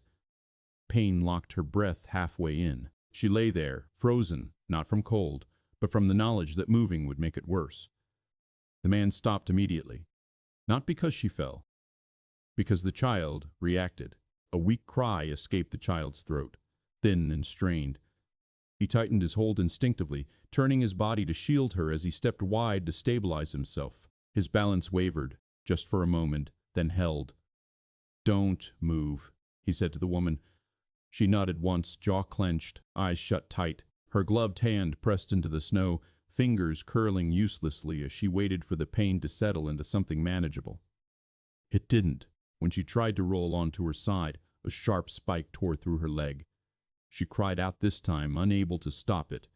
Her breath came fast and shallow, panic threatening to take over. He lowered himself carefully, every movement measured so the child stayed secure. He crouched beside her, eyes scanning quickly. "What hurts?" he asked. "My leg," she said. "Lower." He followed her gaze. The angle of her foot was wrong, subtle, but wrong enough. He didn't touch it. "Can you feel your toes?" he asked. "Yes," she said, then hesitated. "Mostly." He nodded once. "Don't try to stand." She exhaled hard, half relief, half fear. "I wasn't planning to."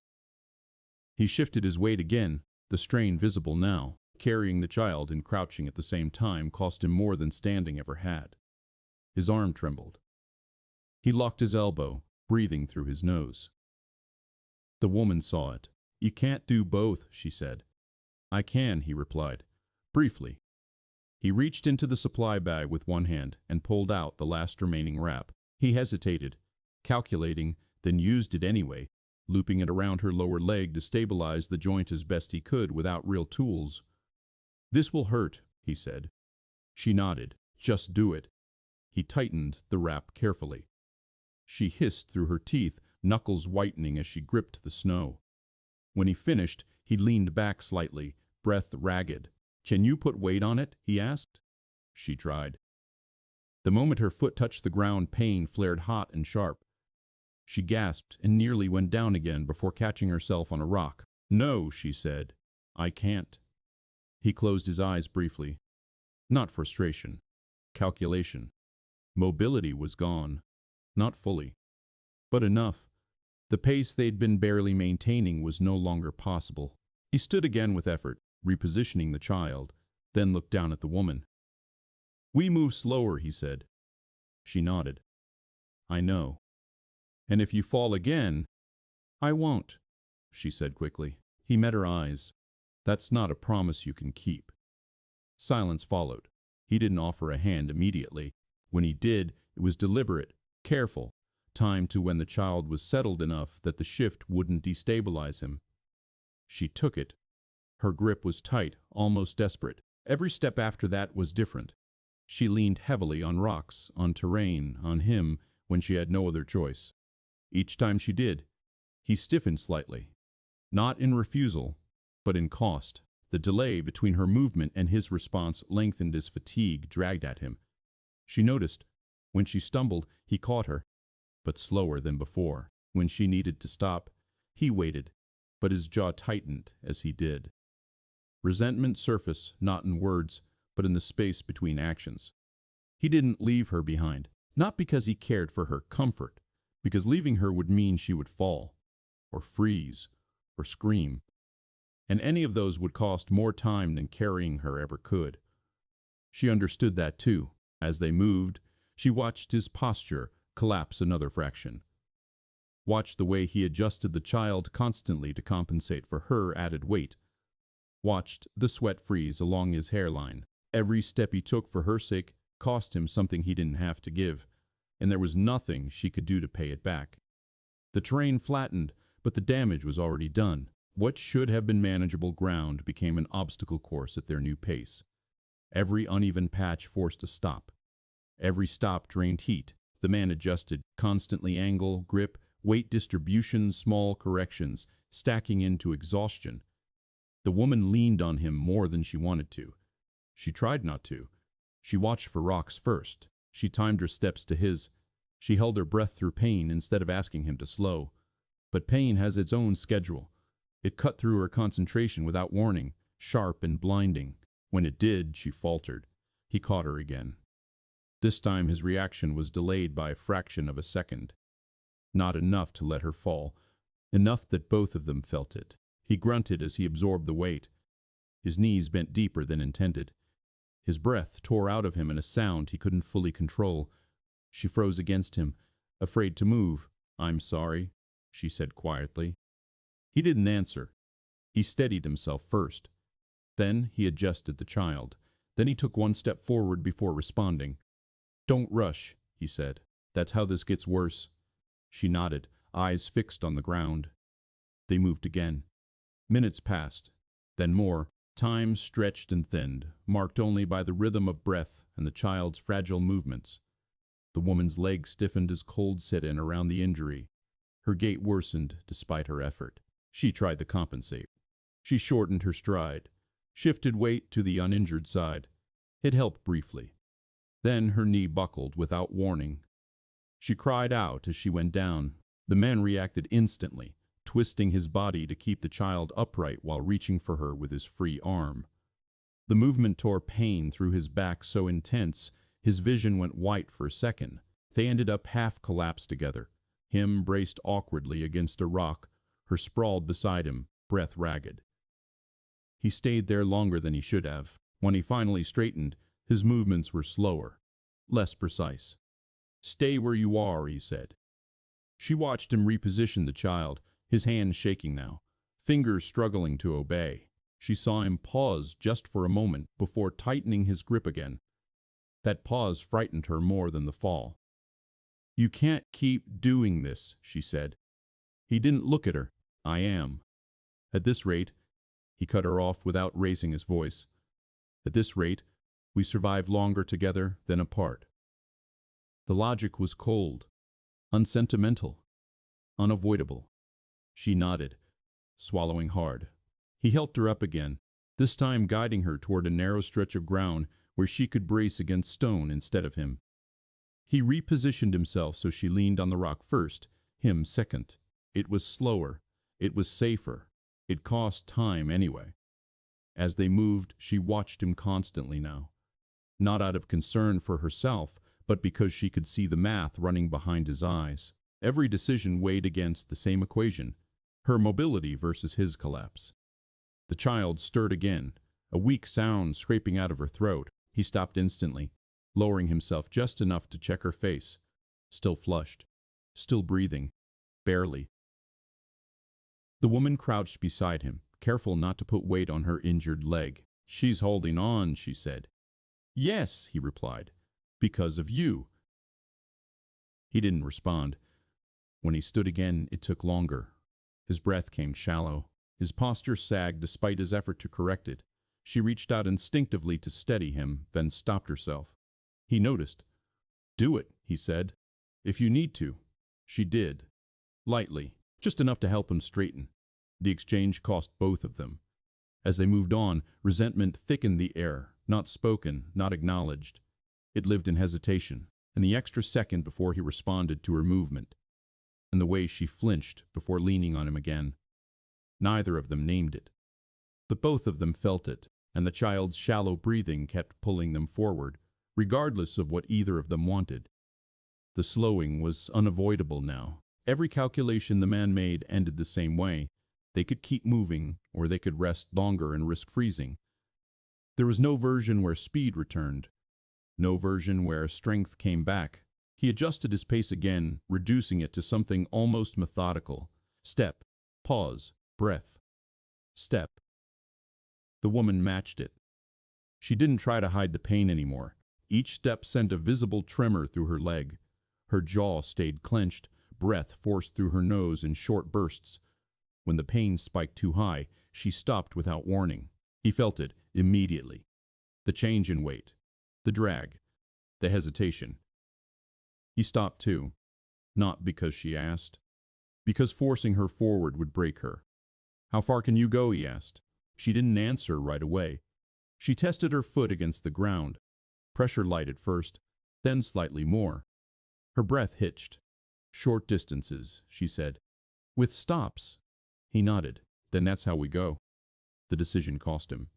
He knew it. He felt it in the way his shoulders sagged further, in the ache spreading from his back into his neck. Carrying the child had already pushed him past efficiency. Compensating for her injury pushed him into debt. He didn't say any of that. They moved in fragments. 10 steps. Stop. 30 seconds. Move again. The wind picked up once more, not violent but persistent, gnawing at exposed skin. Snow found its way into boots and gloves. The woman's injured leg stiffened further, movement becoming more awkward with each stop. She tried to apologize again. He cut her off with a look. "Save your breath," he said. "You'll need it." She nodded and stayed quiet after that. At one point, the ground dipped unexpectedly. The woman's foot slipped just enough to throw her off balance. She grabbed at him reflexively, fingers digging into his coat. He froze, not from surprise, from strain. The added weight pulled him forward. His knees buckled slightly before he caught himself against a rock. Pain lanced up his spine, sharp enough that he had to close his eyes for a moment. When he opened them, his vision swam. He breathed through it, slowly, carefully. "Let go," he said. She did immediately, horror flashing across her face. "I'm sorry, I didn't mean, I know," he said. "Just don't do it again, unless you have to." She nodded, shaken. The moment passed, but it left residue. From then on, he anticipated her missteps before they happened. He positioned himself differently, took longer routes to avoid uneven ground. All of it slowed them further. All of it drained him. She watched the cost accumulate in his body, the way his hands trembled more openly now, the way his breathing no longer fully recovered during stops, the way he paused longer before lifting his foot, like his legs needed convincing. She saw the choice he kept making. He could move faster alone. He didn't. Not because of loyalty. Not because of obligation. Because if she fell behind and screamed, if she collapsed and couldn't be moved, if she froze where she stood, he would have to stop anyway. He would have to choose between turning back or leaving a liability behind. Carrying her burden now was cheaper than paying for it later. She understood that. Completely. The child stirred again, a small sound that barely registered as a cry. The man stopped instantly, lowering himself with effort, checking her face. His hands were slower now, less precise, still careful.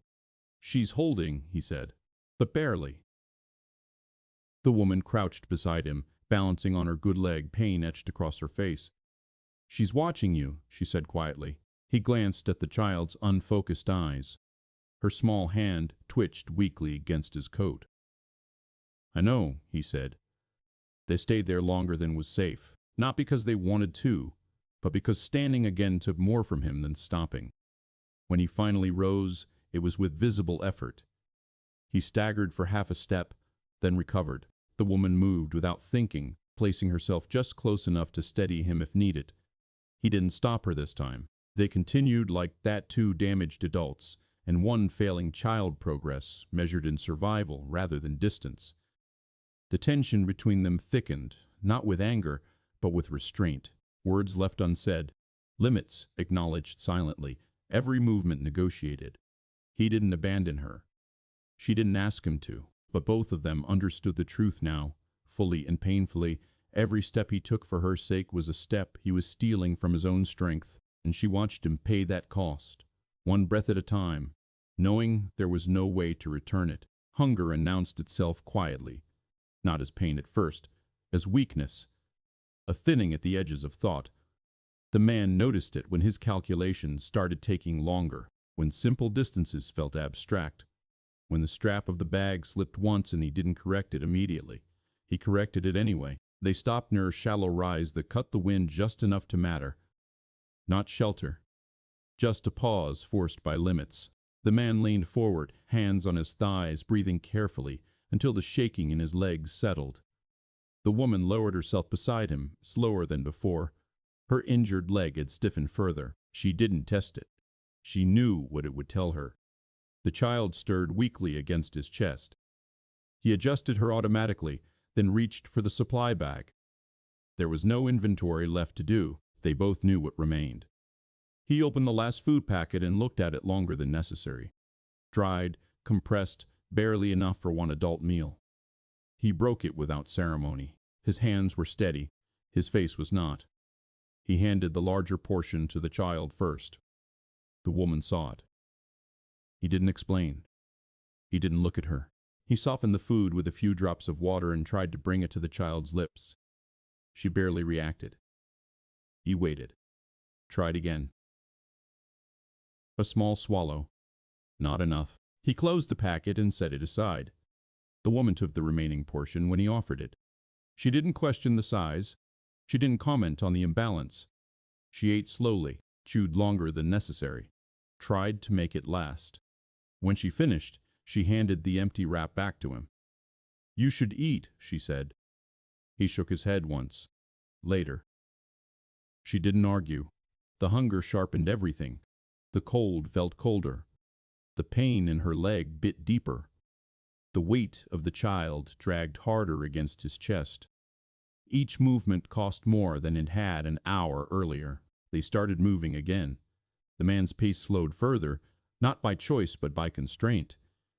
He adjusted the strap of the bag again, tighter this time. The woman noticed and reached out, fingers clumsy but careful, to help secure it. Her first attempt made it worse. She paused, looked, tried again, slower. It held. "Thank you," he said. It was the first time he'd said it. They moved on. Water became the next decision. The bottle was lighter now. He could feel it. He rationed without announcing it, spacing sips further apart, wetting lips instead of swallowing when he could. The woman noticed anyway. She didn't ask for more. When he offered her a sip, she took half of what he indicated and handed it back. He watched her do it. Not at once. The child whimpered again, a small sound that pulled him up short. He checked her breathing. Still shallow. Still fast. He offered water again. She swallowed once. Coughed weakly. He waited until her breathing settled before standing again. The woman stayed close without touching. Close enough to support. Far enough not to interfere. She had learned the distance through repetition, not instruction. The ground ahead dipped and rose unpredictably. The man chose paths that avoided steep angles even when they added distance. Each detour cost time. Each straight line cost strength. Doubt crept in, not about direction, about capacity. He stumbled once, catching himself before he fell. The woman reacted instantly, bracing him lightly at the elbow. The contact was brief. Necessary. He didn't pull away. They stopped again sooner than planned. He lowered himself carefully, easing the child down just enough to take pressure off his arms without letting go. The woman sank beside him, breath shallow. Neither of them spoke for a long time. Hunger hollowed out the space between thoughts. It stripped away the urge to argue, to justify, to explain. What remained was need. The woman reached for the water bottle, hesitated, then handed it to him. For her, she said. He took it and used it exactly that way. When he handed it back, it was lighter. They sat like that, sharing the cold, the depletion, the narrowing margin. Small movements took on weight. When he adjusted the wrap around the child, the woman leaned in to block the wind. When she shifted her injured leg, he repositioned to keep her balanced. Trust formed without declaration, not because they believed in each other, because the pattern worked. When they moved again, it was slower still, but smoother. Fewer corrections, fewer wasted motions. The partnership wasn't named, it was practiced. And hunger, sharp and relentless, kept them honest about what mattered. Hunger changed the way time moved. Minutes stretched, then collapsed into single decisions. Step or stop, swallow or wait, speak or conserve breath. The man felt it most clearly in his hands. They shook now, even when he wasn't cold. When he stopped, the tremor lingered longer before easing. They moved anyway.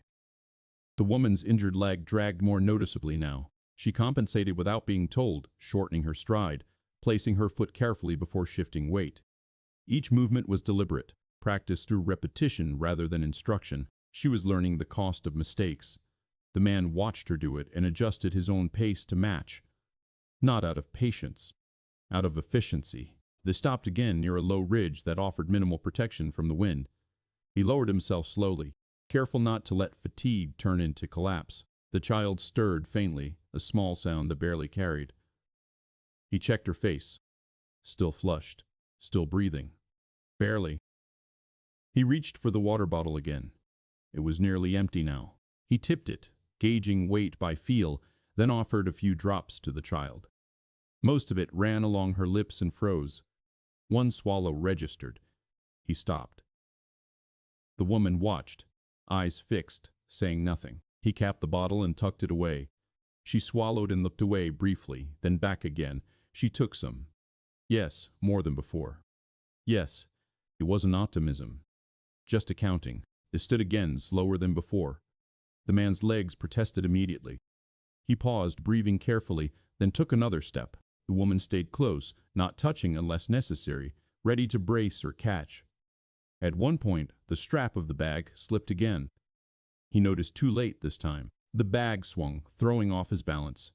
He corrected it, but the effort cost him. The woman reached out and tightened the strap properly without being asked. Her fingers fumbled once, then steadied. She tied it off more securely than he had. He tested it with a short movement. It held. He nodded. She nodded back. They moved on. The landscape offered nothing new, no promise. Just continuation. Hunger gnawed harder now, dull and persistent. The man felt it as a weakness behind the eyes, a narrowing of focus. He forced himself to keep scanning, to keep choosing paths deliberately. Doubt crept in anyway. Not about direction, about endurance. The woman felt it too.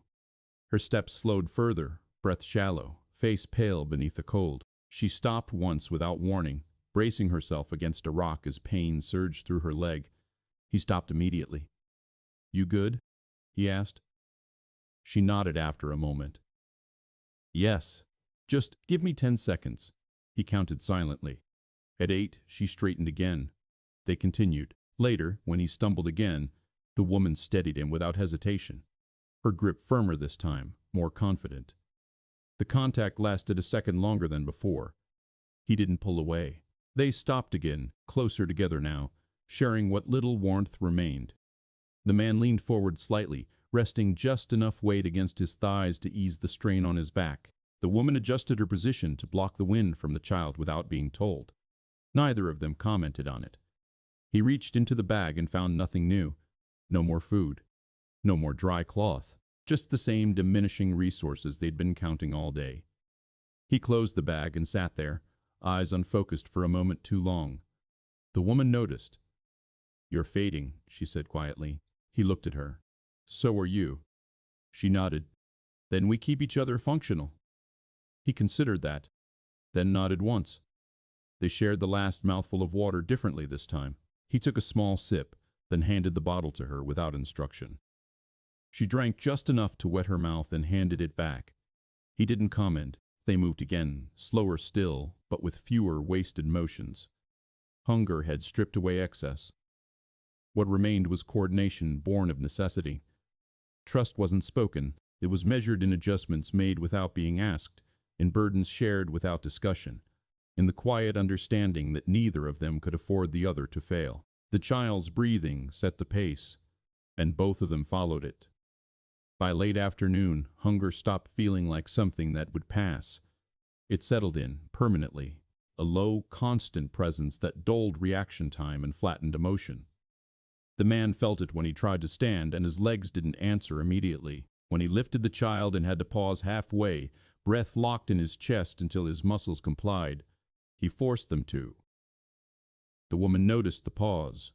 She didn't comment. She shifted closer, positioning herself so that if his knees gave out, she could brace without pulling him down. They moved again. The child barely stirred now. Her breathing was shallow but steady, a fragile rhythm that dictated every choice. The man checked her constantly, hands slower, eyes heavier, but still precise. He adjusted the wrap. The woman leaned in to block the wind. He shifted the strap. She steadied the bag. Neither of them spoke.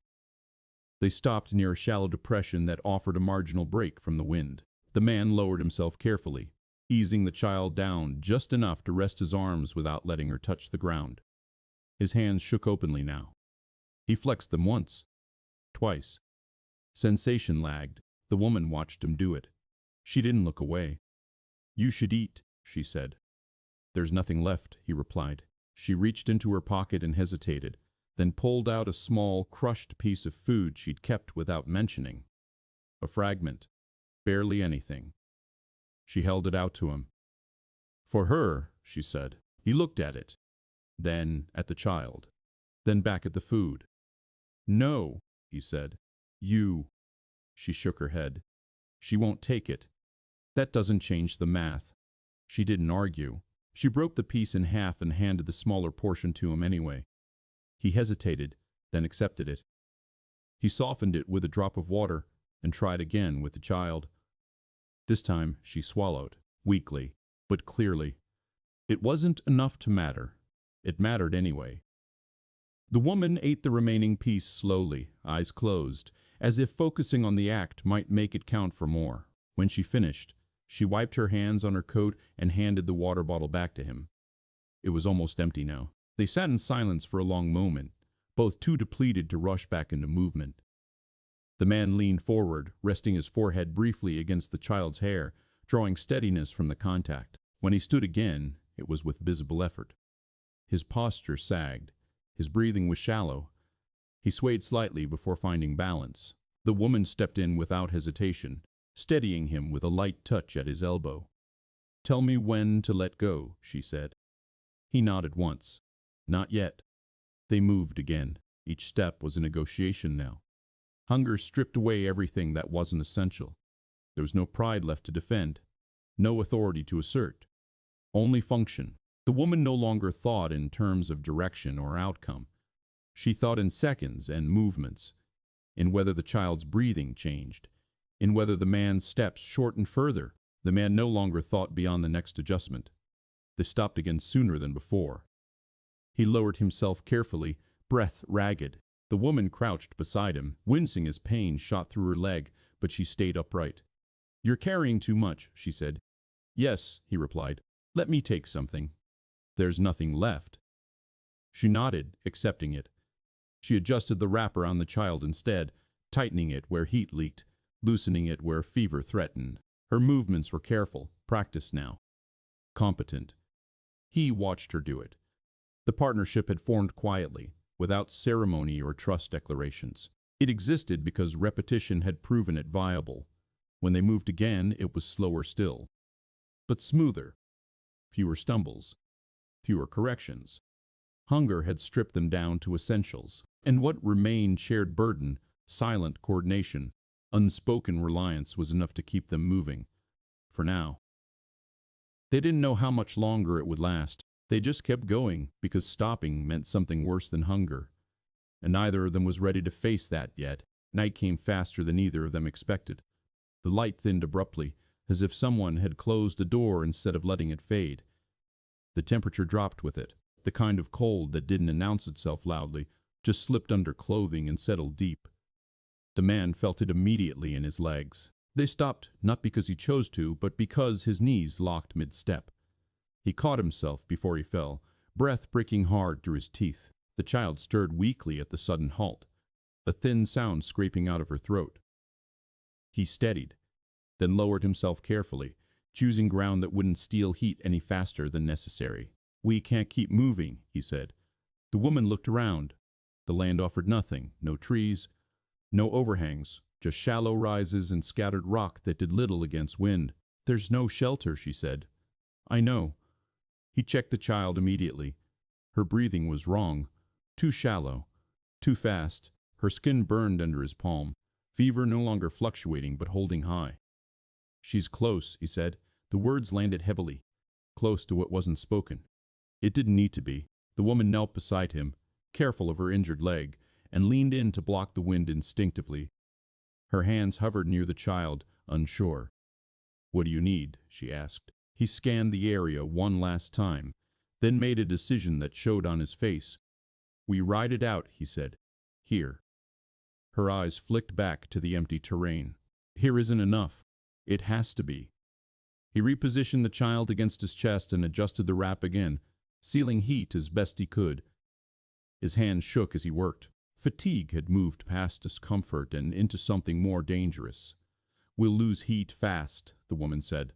"Yes." And her fever, "Yes."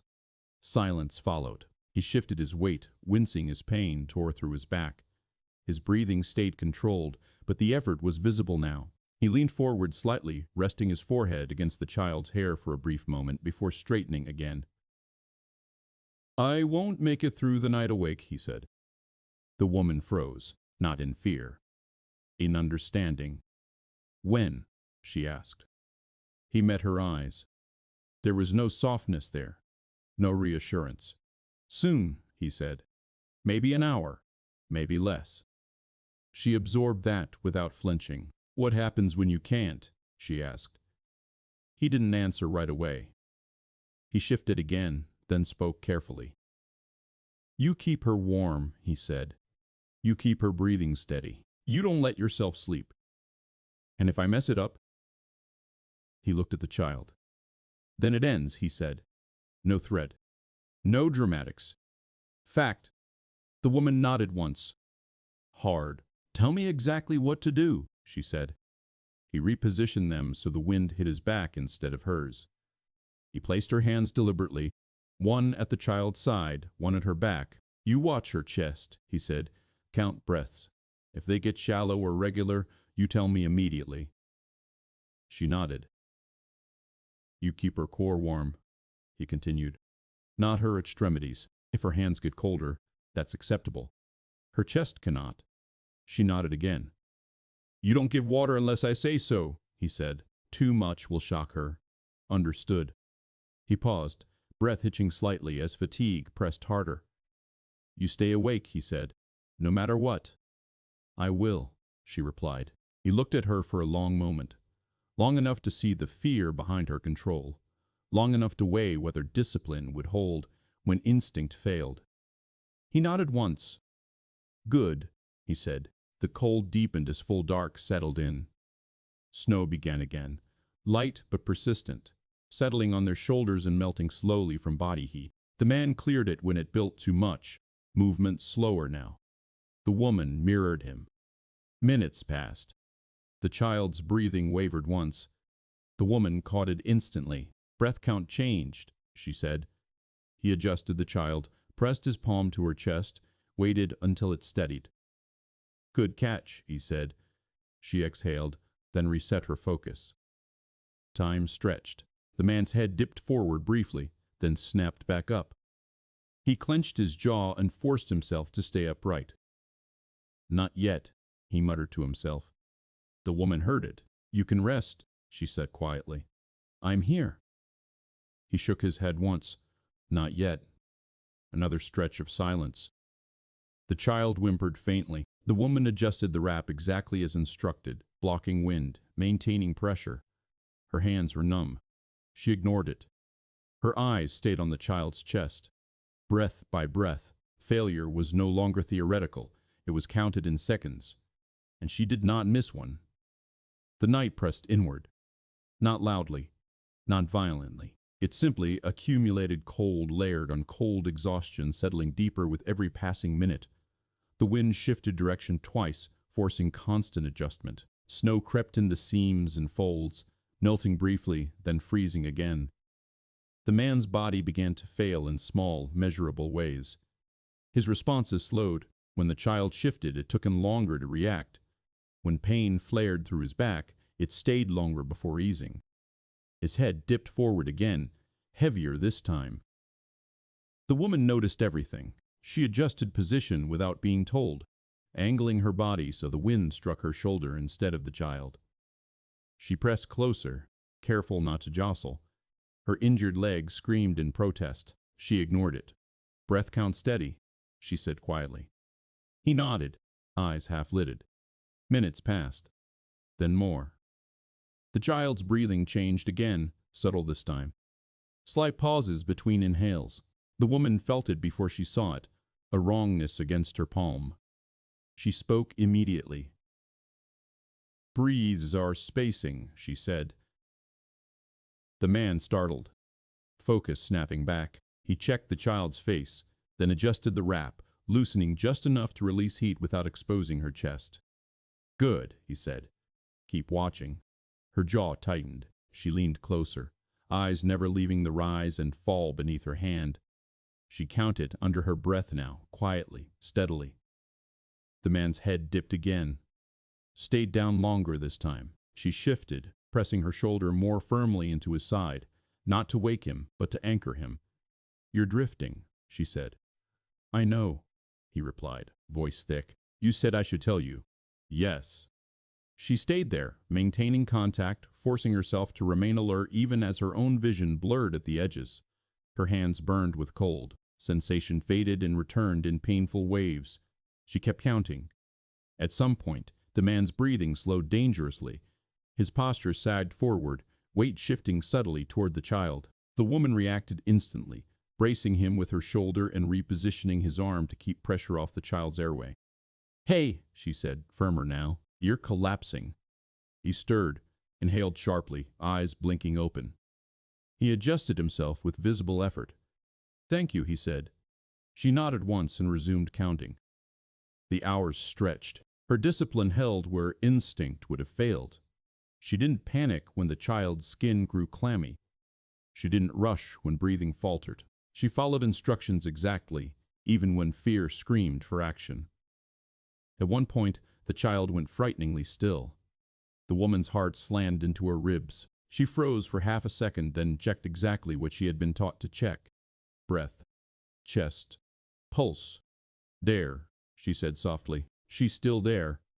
The man leaned forward, checking himself this time, movement sluggish but precise. You did it right, he said. The words mattered more than reassurance ever could have. Sometime later, How much later, neither of them knew. The man's body finally gave him no choice. His head tipped forward again, heavier, and this time he didn't pull it back. The woman felt the shift immediately. She adjusted without hesitation, redistributing weight so the child stayed upright, supported by both of them.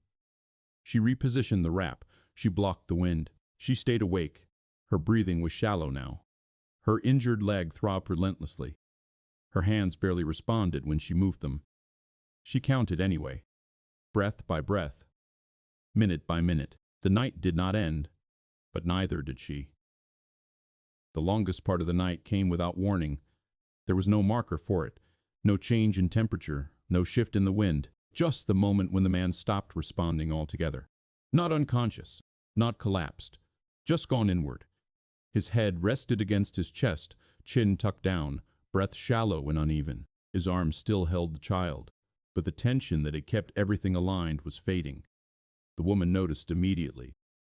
She didn't call his name. She didn't shake him. She adjusted. She shifted closer, sliding her body beneath his slumping frame just enough to take part of the load without jostling the child. She repositioned his arm so it stayed firm around the child's back. She tightened the wrap exactly as she had been shown. Her injured leg screamed as she took the extra weight. She ignored it. The child's breathing stuttered once, then steadied. The woman pressed her palm gently to the child's chest and began counting again, lips moving silently. 1, 2, 3. Time fractured into numbers. The cold crept further into her hands. Sensation dulled, then returned as sharp pain.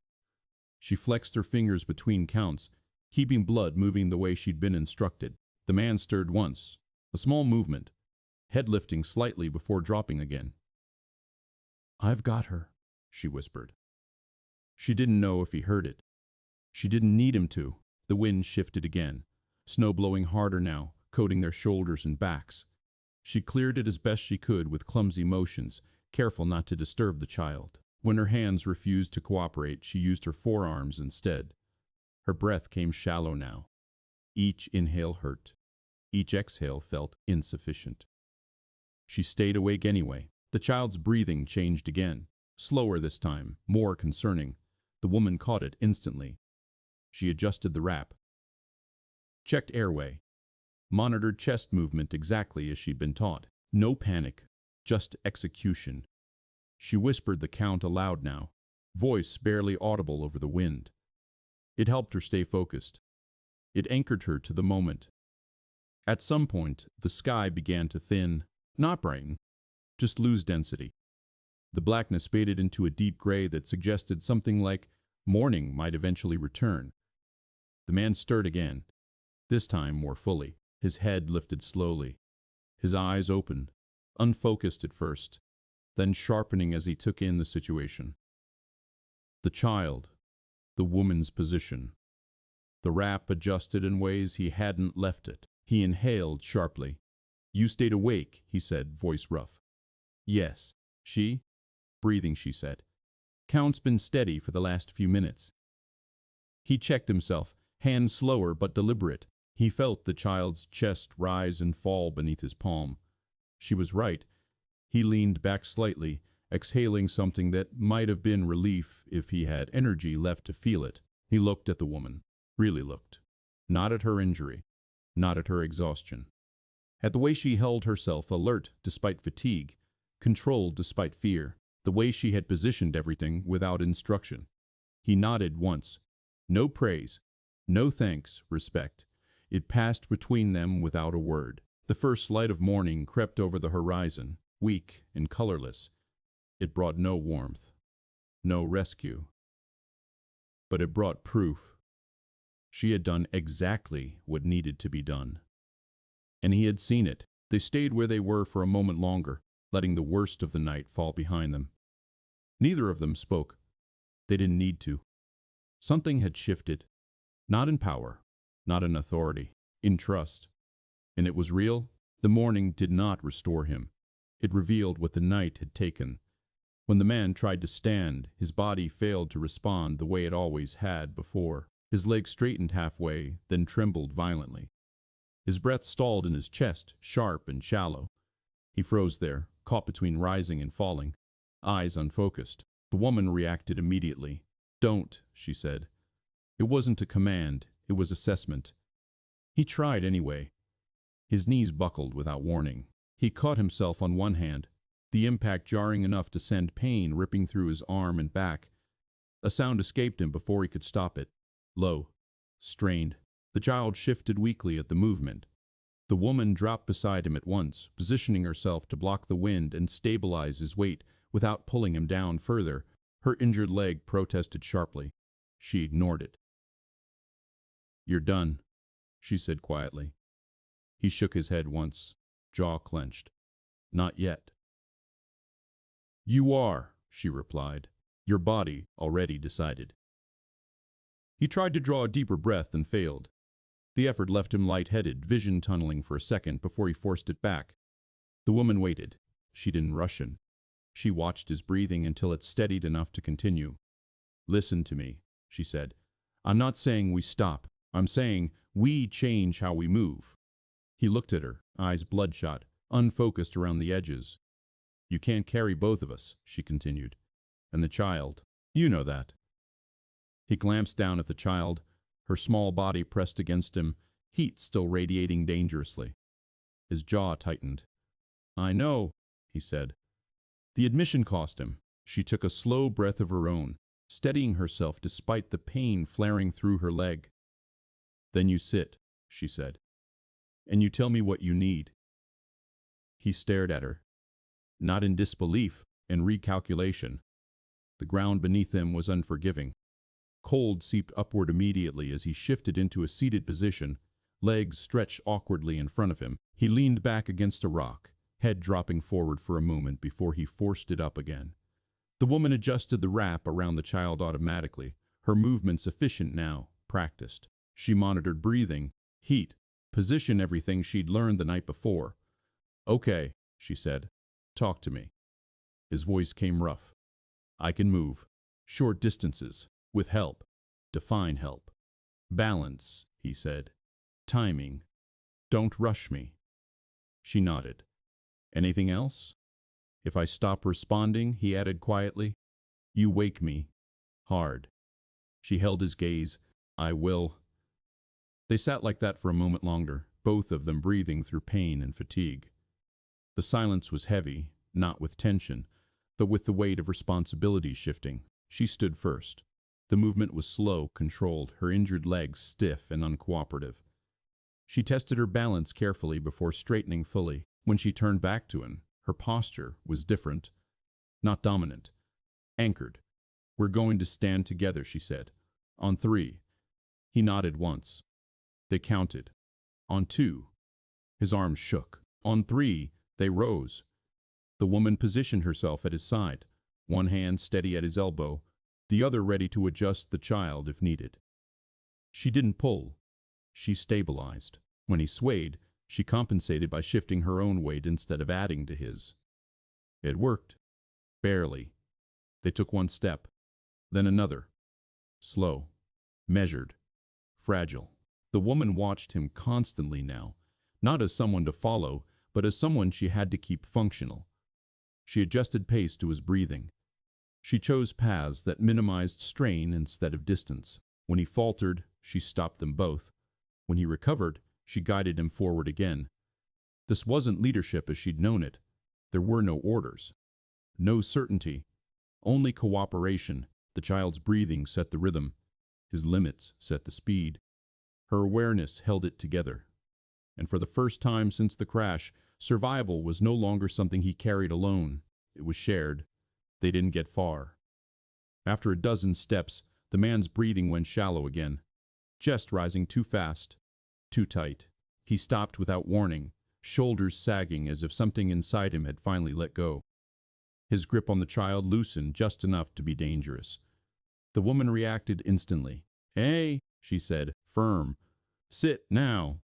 She guided him down before his knees could give out completely, easing him against a rock and repositioning the child against his chest. Her movements were efficient, stripped of hesitation. She checked the child, first breathing, warmth, then turned back to him. His eyes were open, but unfocused. "Look at me," she said. He did. Slowly. "You're still here," she continued. "Stay with me." He nodded once, shallow breath scraping out of him. She waited until his breathing slowed, counting silently the way she had through the night. When his chest finally settled into something usable, she shifted closer. "We're not stopping for long," she said. "But we're not pushing either." He swallowed. "We're losing time." "We lose more if you pass out," she replied. He didn't argue. He couldn't. When they stood again, she changed the configuration. She took more of the child's lower weight this time, sliding her arm under the small legs, careful not to disrupt the child's position or airway. The shift sent pain through her injured leg, sharp enough to make her breath hitch. She didn't show it. "Tell me if that's wrong," she said. He tested the balance, adjusted slightly. "That's better?" They moved again. Progress was painfully slow now. 10 steps felt like a stretch. 20 felt reckless. The woman set the rhythm, stopping them before his body forced the issue. Each pause was deliberate, timed to his breathing and the child's condition rather than terrain. Fear threaded through her steadily. Not fear of herself, fear of losing him. She watched his face, constantly the gray tone beneath the cuts, the sweat freezing at his hairline, the way his jaw slackened when exhaustion pulled him inward. Every sign mattered. At one point, he stumbled again. This time she was ready, shifting her weight and bracing him without jerking him off balance. The maneuver cost her. Pain flared through her leg, bright and immediate. She gritted her teeth and held. "Okay," she said. "We're good." He nodded, breath ragged. "You're doing it right." The words landed harder than she expected. They didn't speak much after that. Communication reduced to essentials. Stop, wait, again. Each word conserved, each movement deliberate. The child stirred weakly, a faint sound that made both of them freeze. The woman checked her immediately, hands steady despite the tremor creeping into her fingers. "Breathing's okay," she said, "still fast, but okay." He exhaled and leaned briefly into the rock behind him, eyes closing for half a second. She touched his arm. "Stay with me." "I am," he said, "just slow." "I know." They adjusted again. The woman began choosing micro routes, slight shifts in direction to avoid uneven ground, paths that added distance but reduced strain. It wasn't efficient in the way she used to value. It was sustainable. He noticed. "You're watching the ground," he said. "Yes." "And me." "Yes." He nodded once. "Good." Another pause. "Good." Another pause. Another stand. Another fragile set of steps. The hierarchy that had once defined them was gone completely now. There was no leader and follower, no authority and compliance. There was only function. She led when his body couldn't. He directed when his mind still could. When one faltered, the other compensated. Earned reliance. They reached a shallow dip in the land that offered minimal protection from the wind. The woman guided him down carefully, easing him into a seated position before his legs failed him again. She checked the child first, always the child first. Then she turned back to him. "We'll rest here," she said. 2 minutes. He nodded, eyes already half closed. She stayed alert, counting breaths, hers, his, the child's. When his head dipped too far forward, she corrected it gently. When his breathing shallowed, she spoke his name once, just enough to pull him back. He responded every time. Barely. But enough. As the minutes passed, the fear sharpened not into panic, but into clarity. She understood now what leadership actually meant here. Not control, not certainty. Responsibility for the next step, and she took it. When she helped him stand again, he didn't resist. He didn't argue. He trusted her. And the weight of that trust settled into her bones as they moved forward together. Slower than ever, but still moving, still alive. The collapse came quietly. Not a fall, not a dramatic failure. Just the moment when his legs stopped responding altogether. They were midway across a shallow stretch of uneven ground when his step lagged. The woman felt it immediately. The delay, the drag, the subtle loss of alignment. She turned just in time to see his knees soften, posture folding inward, as if gravity had finally won an argument it had been making all morning. "Down," she said. She didn't wait for agreement. She guided him to the ground with controlled pressure, angling his descent so the child stayed upright and protected.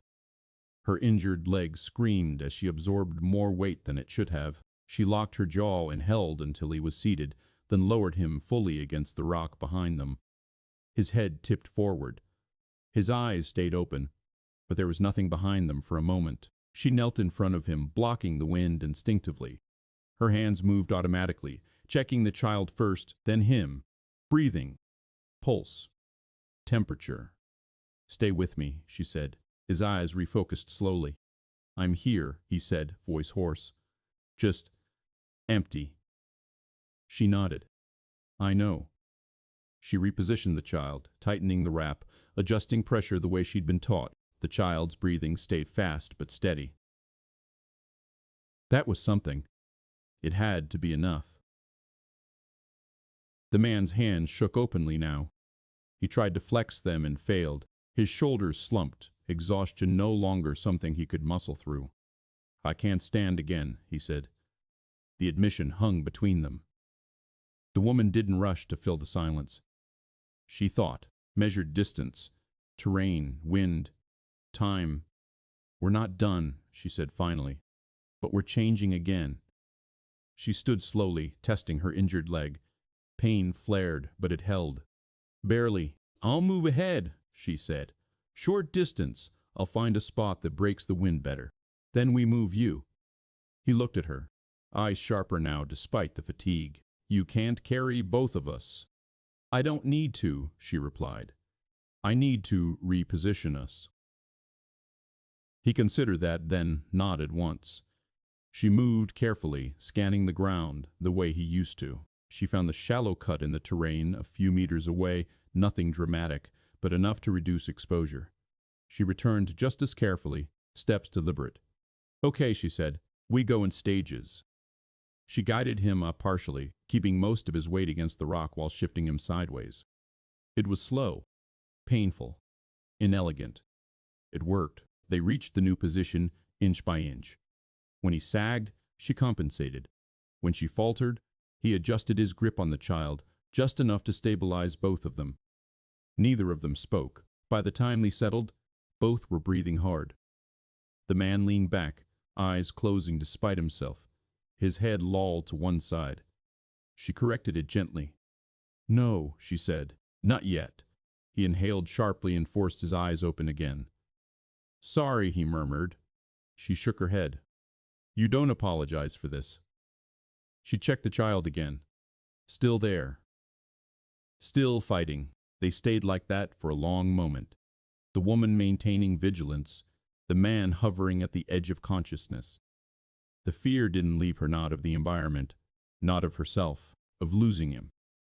She adjusted her position closer, bracing him so that if he slipped again, he wouldn't take the child with him. Her body became part of the structure now, a support he hadn't had to rely on before. He noticed. "Thank you," he said quietly. She nodded. "We're past, thank you." He almost smiled. Almost. When it was time to move again, she led the timing. She counted his breaths. She chose the moment. She guided the first step. He followed. Not because he had to, because he couldn't do it alone anymore. The power between them didn't rise or fall. It leveled. Shared responsibility replaced dominance. Awareness replaced control. Survival became something they carried together, unevenly, imperfectly, but deliberately. They moved forward like that, slow, fragile, coordinated, not led, not carried, endured. The land began to change in small, almost deceptive ways. The wind eased first. Not gone, just less aggressive. It no longer tore at exposed skin with the same insistence. The ground leveled gradually, the sharp rises giving way to longer, gentler slopes. Snow lay thinner here, broken by stretches of dark earth and stone. The man noticed it before Hope could. He stopped them with a raised hand, breath shallow but controlled. He scanned the terrain slowly, eyes narrowed, forcing focus past exhaustion. "Lower elevation," he said. "Drainage paths." The woman followed his gaze. For the first time in hours, the land ahead didn't look openly hostile. It wasn't safe. But it wasn't actively trying to kill them either. That means people, she said quietly. Eventually. Yes. The word carried weight now. Not urgency. Possibility. They moved again, slower still but steadier. The woman kept the lead for timing, but she no longer chose direction without his confirmation. She pointed. He nodded, or redirected with a subtle shift of his head. Shared decisions. Wordless. The man's body was still failing him in increments. His steps dragged, his posture sagged, but the panic that had driven him earlier was gone. In its place was something quieter. He conserved energy not just to survive the next hour, but to survive what came after. The woman noticed that change too. She watched him hesitate before crossing an open stretch, then choose a longer route that offered more cover. She watched him stop sooner than necessary so the child wouldn't jostle too much. Each choice sacrificed speed for stability, meaning over urgency. She felt it surface in herself as well. She no longer thought about calling for help, or who would answer, or how fast. Her attention narrowed inward to what she could do, moment by moment, to keep what was already here intact. They stopped near a shallow slope where the ground dipped toward what looked like a dry stream bed. Rocks clustered there, forming a natural break from the wind. The man lowered himself carefully, breath rasping as he settled. The woman knelt beside him, ignoring the flare of pain in her leg. She checked the child first. Still breathing. Still warm. Still fragile. She's holding, the woman said. He nodded, eyes closing briefly, not from relief, but from the effort of staying upright. When he opened them again, he looked out over the slope instead of at her. I shouldn't have brought her into this, he said. The words were quiet, not regretful, factual. The woman didn't respond immediately. She watched the land the way he was watching it now, without ambition, without illusion. You brought her into my world, she said finally. Yes. My world, she continued, runs on the idea that risk can be managed by distance, delegation, layers. He looked at her then. She met his gaze without defensiveness. I forgot that bodies don't work that way, she said. Children don't. He absorbed that in silence. They sat there longer than necessary, not resting fully, just existing without the constant push forward. The urgency that had driven them for days loosened its grip, not gone but no longer in control. Survival felt possible now, not guaranteed, but plausible. The woman adjusted the wrap around the child again, sealing heat where it mattered. The man watched her do it, noting how precise her movements had become. How automatic. He shifted slightly to make it easier for her. That was his acknowledgement. She noticed and adjusted her position to reduce strain on his back. That was hers. They stood again together. No rush, no commands, just alignment. As they moved toward the stream bed, the woman took one last look back at the terrain they'd crossed. Not with fear, with understanding, control, safety, people. They had all been real once. Out here they were conditional. She moved forward anyway. So did he, and for the first time since the crash, the man allowed himself to believe that surviving this might mean more than just getting out alive. The stream bed wasn't what it promised. There was no water running through it. Just frozen earth carved into a shallow channel, stones worn smooth by seasons that no longer mattered. But the shape of it told a story. The land above did not. Flow meant direction. Direction meant connection to something lower, something settled. The man studied it in silence. This leads somewhere, he said. The woman nodded. People build near water, even when it's dry. They followed the bed carefully, letting its curve guide them. The ground here was easier on his legs, less uneven, less punishing. He still moved slowly, but the stops came less often. When they did stop, it was deliberate rather than forced. The woman noticed the difference and didn't comment. She stayed close, watching his breathing, watching the child's face. Her movements were smaller now, more economical. She had learned how much everything cost. They came across signs that didn't register at first. A scrap of fabric caught on stone. Faded, weathered, Not recent, but not ancient either. The woman stopped and crouched with care. She touched it lightly as if it might vanish. "Someone passed through," she said. "Yes," he replied. The word didn't carry relief, just confirmation. They moved on. As they did, the woman's attention drifted not outward but inward, to the quiet realization of how much she had assumed would always be there. People to call, systems to lean on, distance between decision and consequence. Out here, every decision had landed directly on a body. On his. On the child's. She watched the man pause before stepping over a patch of ice, adjusting his grip to keep the child steady even though it strained his arms further. He chose the harder movement because it was safer for her. That choice landed with weight. He brought his child into her world once into helicopters, schedules, expectations built on the idea that someone else would always absorb risk. Now he was paying for it with his body. They stopped again, this time because the woman signaled it. He looked at her, surprised. She pointed ahead. A faint line cut across the land beyond the stream bed, too straight to be natural. "A track," she said. "Old, but maintained." He followed her gaze. His eyes narrowed. "Yes," he said. "Vehicles. Not rescue, but proximity." The urgency didn't return. Instead, something else settled in gravity. The sense that what came next would matter in ways survival hadn't allowed them to consider yet. They stood there longer than they needed to, both aware that stopping was now a choice, not a necessity.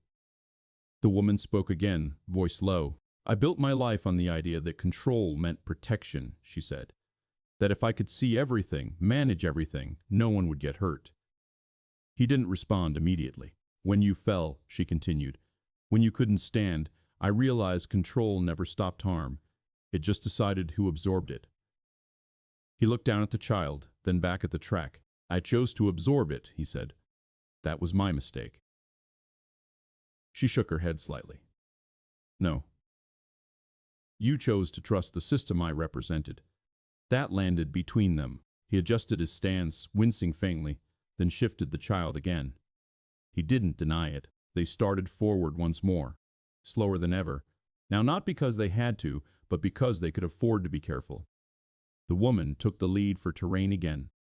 The man confirmed. Neither overruled the other. As they followed the track's edge, the world felt less like an enemy and more like a place that might eventually hold them again. Not safely, but realistically. The woman looked ahead, then back at him. "I don't know what happens after this," she said. He nodded. "Neither do I." She took another step forward, favoring her injured leg, then adjusted her pace to match his. "But I know what we don't go back to," she added. He understood that without explanation. They continued down the track together, urgency replaced by intention, fear replaced by consequence. Survival was no longer the only thing at stake. The track narrowed as it descended. What had once been a clear line softened into two shallow ruts, half swallowed by snow and dirt. It wasn't recent traffic, but it was proof of use, of repetition, of a place that connected to others. The man followed it with care, feet placed deliberately, breath measured. His body was still close to empty, but the ground no longer demanded the same price for every step. He conserved what remained, not out of desperation now, but intention. The woman stayed beside him, not ahead, not behind, close enough to steady, far enough to let him move without interference. She had learned that balance through failure. They stopped again, this time at the edge of a low-rise that overlooked a broader stretch of land below. Sparse vegetation broke through the snow. Dark lines hinted at structures too far to define clearly. The woman stared at it for a long moment. "People live down there," she said. "Yes," he replied. The word landed differently now, not as a finish line, as a threshold. They didn't rush toward it. The man lowered himself carefully, easing the child into a position that relieved strain on his arms. His hands trembled as he adjusted the wrap, but the movements were still precise. The woman knelt beside him and blocked the wind without being asked. They stayed like that for a minute. Maybe two, long enough for thought to surface. "I thought distance kept people safe," the woman said quietly. "Private transport, security layers, separation. He watched the child's chest rise and fall. Distance just delays consequence, he said. She nodded and concentrates it. He didn't argue. She looked at him, then not at his injuries, not at his exhaustion, but at the quiet resolve beneath it. The way he still adjusted for the child first, the way he had adjusted for her, even when it cost him. I didn't see the cost before, she said, because I didn't pay it. He shifted slightly, pain flaring and settling again. Most people don't. She absorbed that without defense. The child stirred faintly. He leaned forward immediately, checking breathing, temperature, position. The woman watched, ready, hands steady. She's still fighting, she said. Yes, he replied. The word carried something else now. Not hope. Commitment. They stood again together. The woman took the timing. The man took the direction. They moved in sync, each aware of the other's limits without naming them. As they descended, the ground softened further. His steps steadied. Her injured leg still slowed her, but the pain no longer dictated everything. They had found a rhythm that held. The woman noticed the man hesitate before a steeper section and step aside, choosing a longer route that kept the child stable. You don't have to avoid everything now, she said. He shook his head. I'm not avoiding it. I'm choosing what matters. She nodded. That was the acknowledgement. They reached the bottom of the rise as the light shifted again, not toward night this time, but toward something fuller. The air felt different here, less brittle, less final. The woman stopped and looked back once more. Behind them lay the plateau, the wreckage, the cold logic of survival stripped down to bodies and breath. Ahead lay consequence. Not rescue yet, but reckoning. I don't know what this costs you, she said quietly. He looked down at the child, then back at the land ahead. I do. She waited. My trust, he continued. My margin. My illusion that I could protect her by proximity to power. She didn't look away. And what does it cost you? He asked. She answered without hesitation, the belief that control equals care. They stood there, both altered, neither absolved. Then the child breathed a little deeper this time. It was enough. They moved forward again, not because they were desperate, not because they were safe, but because they were ready to face what came next together. Meaning had replaced urgency. Not comfort, not forgiveness, meaning. And it carried them the rest of the way down. Help did not arrive the way she had imagined it would. There was no sudden noise, no dramatic appearance, no rush of relief. It came as a distant sound, first low, irregular, almost easy to mistake for wind moving through the valley. The man heard it before he trusted it. He stopped and lifted his head slightly, listing past exhaustion, past hope. The sound came again. Engine. Not close, but real. The woman froze beside him. Did you hear that? She asked. Yes, he said. They didn't move toward it immediately. They waited. The sound returned, closer this time. Still uneven, still searching. The man scanned the land, then looked down at the child. Her breathing was shallow but present. Her body burned against him, fever not yet broken. His arms ached with a depth that had passed pain and settled into weakness. She won't last much longer without care, he said. The woman nodded once. Then we don't move blindly. She stepped forward carefully, testing her injured leg, then stopped where the terrain opened, just enough to be visible from above. She didn't wave wildly. She didn't shout. She assessed. When the engine sound passed again, closer, now she raised one arm deliberately, movement controlled, unmistakable. She repeated it twice, then lowered it and waited. The delay mattered. The engine cut briefly, then returned, sharper now. A vehicle crested a distant rise, slow-moving, heavy, not designed for speed or elegance. Utility. Search. Local. The man felt the shift immediately, not relief but danger changing shape. Stay where you are, he said. The woman didn't argue. She moved closer instead, placing herself slightly in front of him, between him and the approaching vehicle. Her posture straightened, not with dominance, but intent. The vehicle stopped a short distance away. Doors opened.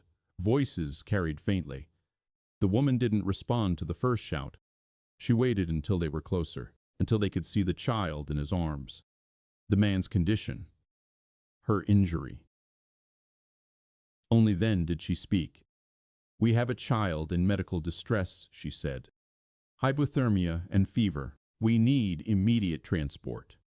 The voice that answered hesitated. "Ask questions." "Too many." The man shifted involuntarily as the child whimpered weakly. His arms trembled, threatening to fail. The woman stepped forward again. "I am authorizing this transfer," she said. "Now." Her voice changed, not louder but sharper. It carried the weight of authority honed over years, but it was different than before. Focused outward. Protective. She turned slightly, just enough to look back at the man. "Don't answer them," she said quietly. "Let me." He didn't resist. He couldn't.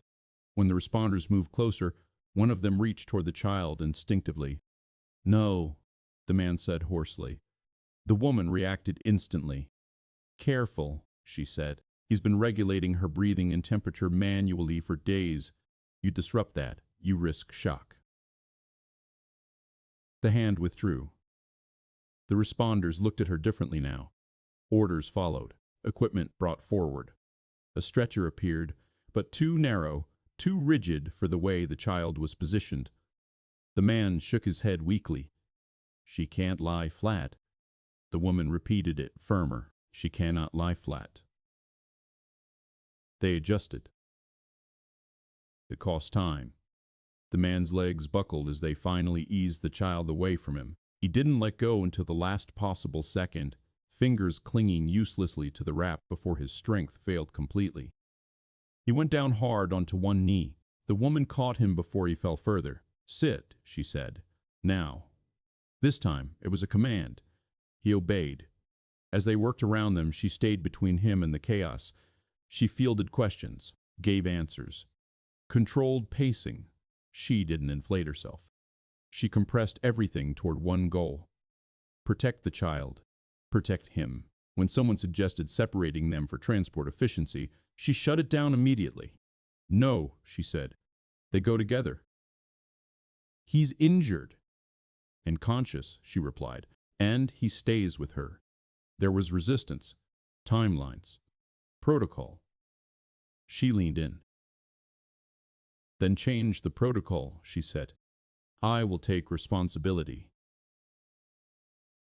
The man heard it dimly. He looked up at her, vision blurred, pain roaring through his body now that adrenaline had no work left to do. "You don't have to," he started. She looked down at him. "I do," she said, "because you did." That was the moment. Not rescue. Reckoning. They loaded the child first, carefully. Slowly, the man was lifted next, his protest weak, ineffective. When they finally settled him beside her, the woman climbed in last, injured legs screaming as she pulled herself up. The door closed. The engine roared. And as the vehicle lurched forward, the cost of every decision they'd made finally came due. Injuries mattered. Time mattered. An authority used differently had just changed what survival would look like next. The inside of the vehicle was cramped and loud. Metal rattled with every uneven patch of ground. Cold air lingered despite the heater struggling to catch up. The smell of fuel mixed with antiseptic and wet clothing. It was not comfort. It was transition. The man lay half reclined on a narrow bench, legs stretched awkwardly, back screaming as sensation rushed back in sharp, uncontrolled waves. Now that he wasn't moving, pain no longer had competition. It took over fully. He clenched his jaw and focused on the child. She was secured on a modified stretcher beside him, wrapped carefully, monitors clipped on in places that made his stomach tighten. Numbers blinked. A responder spoke quietly into a radio, voice steady, clinical. The woman stayed between them and the rest of the compartment, bracing herself with one hand against the wall as the vehicle lurched forward. Her injured leg trembled under her. She ignored it. "How long to proper medical care?" she asked. 40 minutes, someone replied. Then, after a pause, "if we don't lose time." The man closed his eyes briefly. 40 minutes was an eternity. The child's breathing hitched again. The monitor chirped softly, not an alarm yet, but close enough to pull his focus back sharply. He tried to sit up. Pain exploded through his back and shoulders. He groaned before he could stop himself, hands scrabbling for leverage that wasn't there. "Easy," someone said, reaching for him. "No," he said hoarsely. "Don't." The woman moved instantly. "Stop," she said. Not loud. Absolute. The responder froze. "He regulates her breathing better than your equipment right now," she continued. "You touch him, you destabilize both of them." There was hesitation. A glance exchanged. The vehicle hit another bump.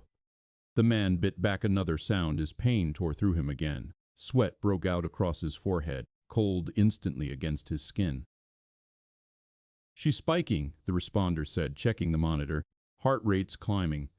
The man forced himself upright another inch, ignoring the pain screaming through his nerves. His vision blurred. He focused past it, leaning toward the child as much as the restraints allowed. "Loosen the wrap," he said.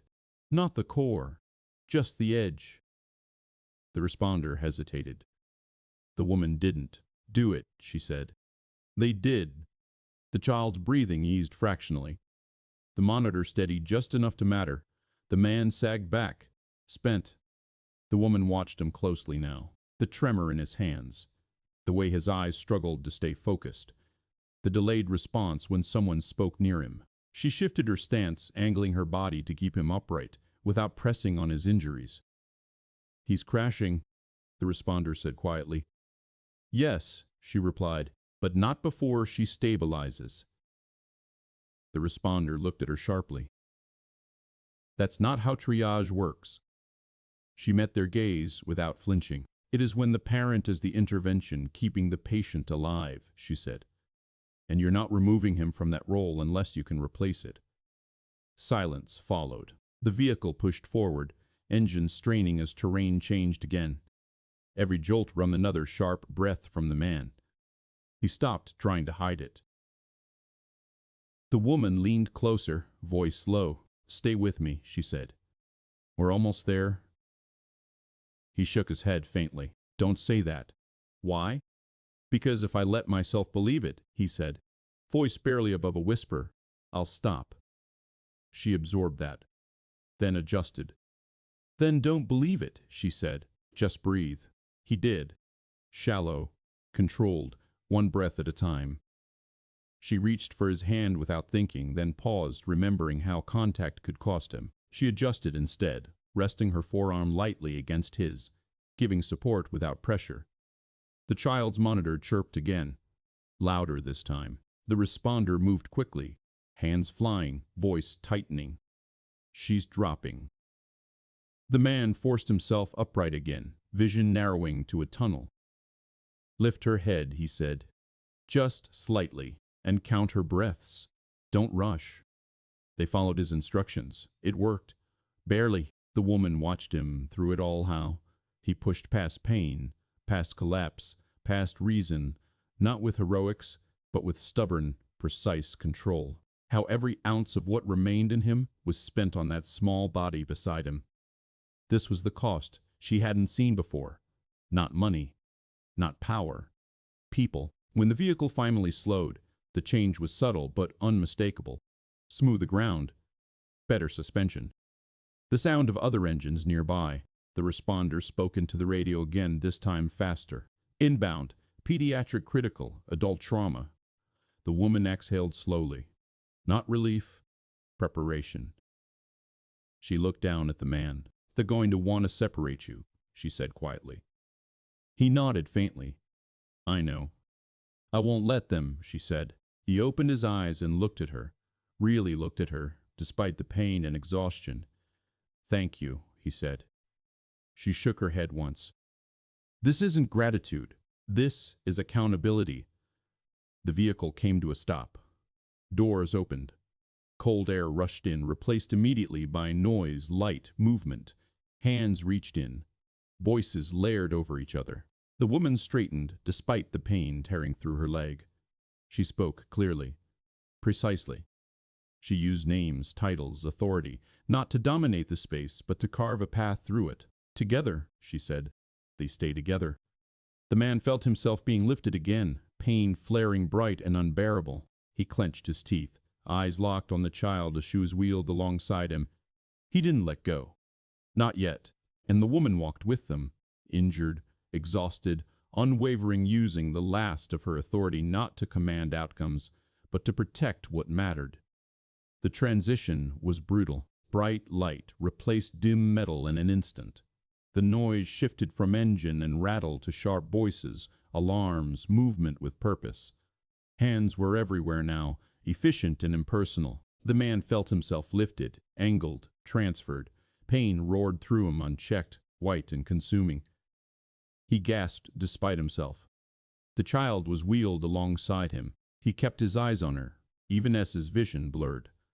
The monitor above her flickered with numbers. He didn't understand, but had learned to fear. "Stay with me," he whispered, though he didn't know if she could hear him. Someone tried to step between them. "No," the woman said immediately. Her voice cut through the noise, not loud, but exact. She moved faster than her injury should have allowed, positioning herself between the gurneys, forcing the space to stay intact. They moved together, she said again. "You already have clearance." A doctor hesitated. "We need to assess him separately." "You will," she replied, "after she's stabilized. He's part of that process." The man felt a hand press into his shoulder, another at his arm, testing, evaluating. He forced himself to stay conscious, to answer when spoken to keep his focus anchored on the child's face. The sharp spike of pain tore through his back as they shifted him again. He cried out this time, unable to stop it. The woman reacted instantly, placing herself at his side. "He's at his limit," she said. "If you push him now, you lose both." The doctor looked at her, then at the man's vitals. A quick calculation. A decision. "Fine," they said. "But we're moving fast." They did. The hallway blurred past. Doors opened, closed, voices overlapped. The man felt warmth for the first time that wasn't coming from his own failing body. It almost hurt more than the cold had. The child's stretcher veered toward a room marked with lights and glass. He tried to follow. His body refused. He sagged back against the gurney, vision narrowing again. Panic surged, not loud but cold and precise. "No," he said hoarsely. "No!" The woman leaned down, close enough that he could see her clearly despite the blur. "She's here," she said. "I'm not leaving." They tried to wheel the child away anyway. The woman stepped forward. "Stop," she said. This time, she named herself, her full name, her position, not as a threat, but as a key. She spoke to the right person, used the right authority. The doors opened again. The man felt it even before he saw it. They angled his gurney to follow. Relief hit him hard enough that his body finally gave up resisting. As they crossed the threshold, his grip loosened at last. His hand slipped from the edge of the child's wrap. The effort of holding on was finished. He went still, not unconscious, but empty. The woman stayed with him until the last possible moment, walking alongside until the doors forced her to choose. She looked at the child once more, then at him. "You did your job," she said quietly.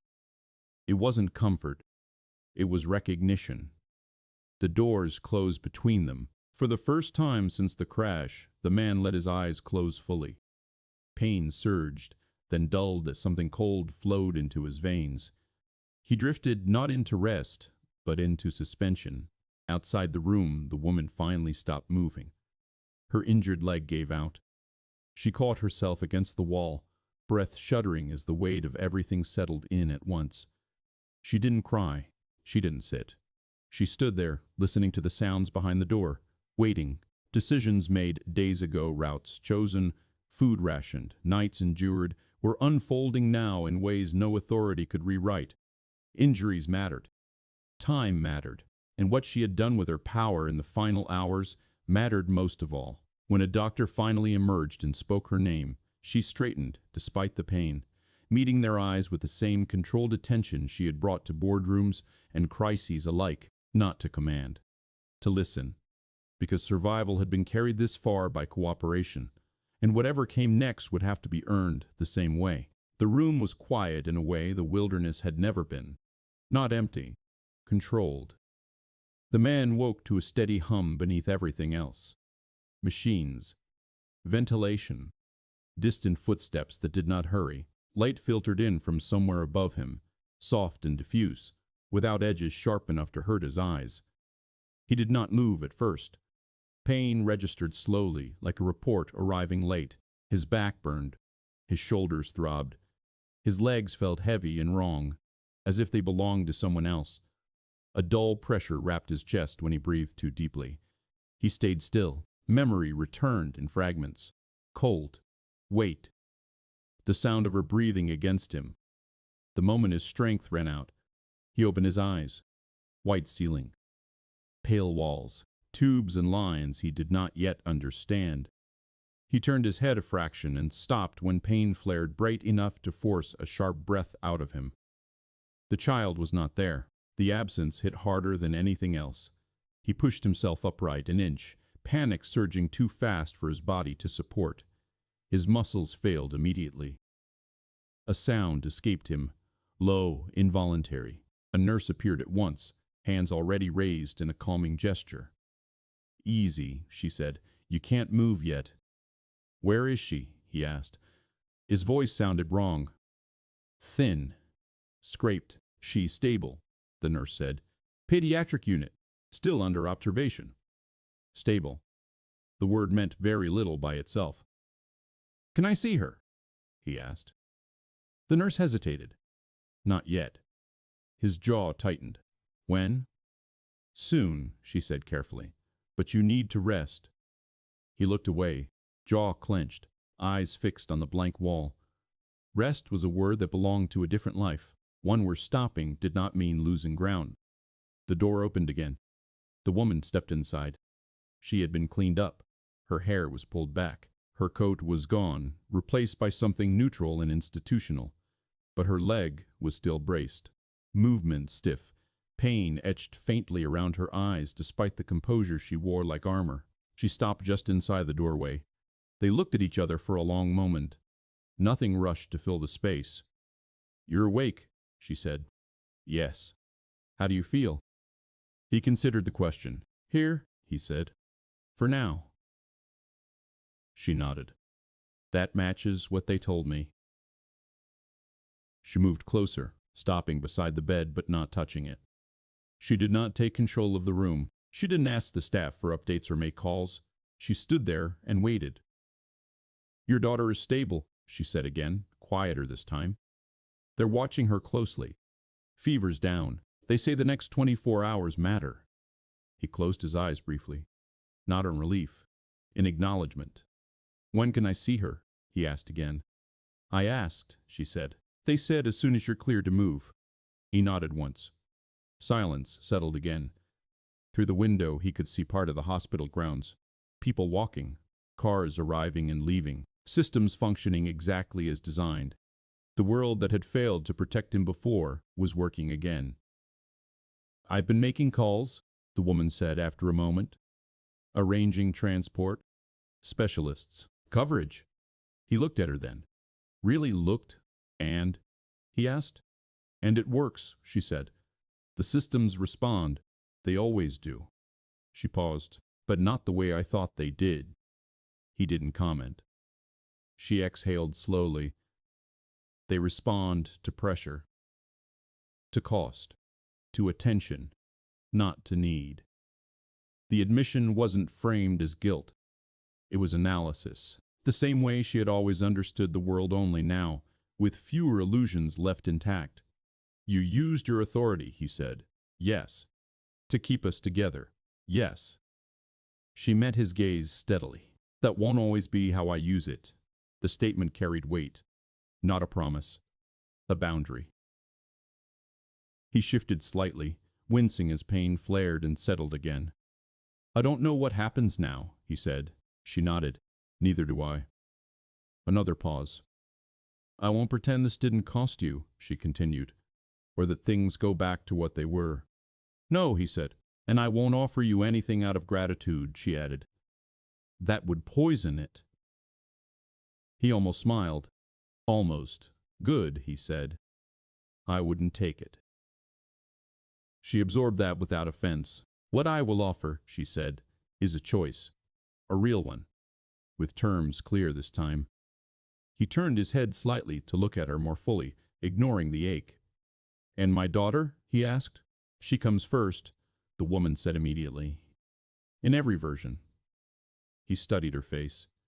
Not for sincerity, for durability. The silence stretched again, filled only by the steady hum of machines and the distant ordinary sounds of a world that kept going. He leaned back carefully, exhaustion pulling at him now that nothing demanded immediate action. I need to see her, he said. I know, she replied. I'll make sure you do. She didn't say I promise. She didn't need to. The reckoning wasn't finished yet. It had only moved indoors. The first time they let him see her, it was through glass. The man was wheeled slowly down the corridor, every turn sending a dull echo of pain through his back. He stayed silent through it, jaw set, eyes fixed ahead. The woman walked beside the chair, matching its pace, her own limp more pronounced, now that she wasn't forcing it away. They stopped outside the pediatric unit. She didn't go in with him. That was the first decision. The nurse spoke quietly, explaining tubes, monitors, limits. The man nodded without interrupting. When the door finally opened and he was positioned in front of the glass, the world narrowed to what was on the other side. The child lay small against white sheets, wrapped in wires and thin blankets. Her color was better. Not healthy, but not alarming. Her chest rose and fell with mechanical assistance that made his throat tighten. He leaned forward as far as the chair allowed. He didn't touch the glass. He didn't speak. Minutes passed. Maybe more. Time worked differently now. Behind him, the woman stood back, arms folded loosely, eyes on him rather than the room. She watched the way his shoulders lifted and fell, the way his hands clenched, then relaxed, then clenched again. This was the cost that didn't show on charts. When he finally leaned back, it was with visible effort. She's still here, he said. Yes, the woman replied. He looked at her. Because of what happened out there. Yes. Another silence. People will want explanations, she said. Reports. Timelines. They'll ask why procedures weren't followed, why decisions were made the way they were. He nodded. And I'll give them answers, she said, but not at your expense. He studied her face carefully. That's authority. Yes. Use carefully. Yes. They moved him back to his room after that. He slept in short, fractured stretches, pain and memory, waking him without warning. Each time he surfaced, he oriented himself the same way, checking the room, checking his body, checking whether the world had shifted again while he was gone. When he woke the second time, she was sitting in the chair by the window, phone in her hand, unread messages stacked on the screen. You don't have to stay, he said. She looked up. I know. You're choosing to. Yes. She set the phone down without checking it again. A delayed meeting, she said. Reassigned others. Things keep moving. That's your world, he said. It was, she replied. The distinction mattered. He shifted slightly, wincing. And now? Now I decide where my attention goes, she said. Instead of pretending it's infinite. He let that sit. Later that day, a doctor came in with updates, numbers, projections, cautions. The woman listened without interrupting, asked precise questions, then stepped back and let the man speak when the doctor turned to him. It was a small thing. It wasn't lost on him. When the doctor left, he looked at her. You didn't answer for me. No, she said. You're not an extension of my decisions. He nodded once. That evening, as light faded beyond the window, she finally addressed what neither of them had yet named. There will be offers, she said. Compensation. Positions. Silence disguised as generosity. He didn't respond immediately. I won't block them, she continued, but I won't frame them as owed. He turned his head slightly to meet her gaze. And if I say no, then no stands, she said, without consequence. That was the difference. He looked back toward the ceiling, considering, not negotiating, measuring. I don't know what I accept yet, he said. She nodded. You shouldn't. They sat with that uncertainty, neither of them rushing to resolve it.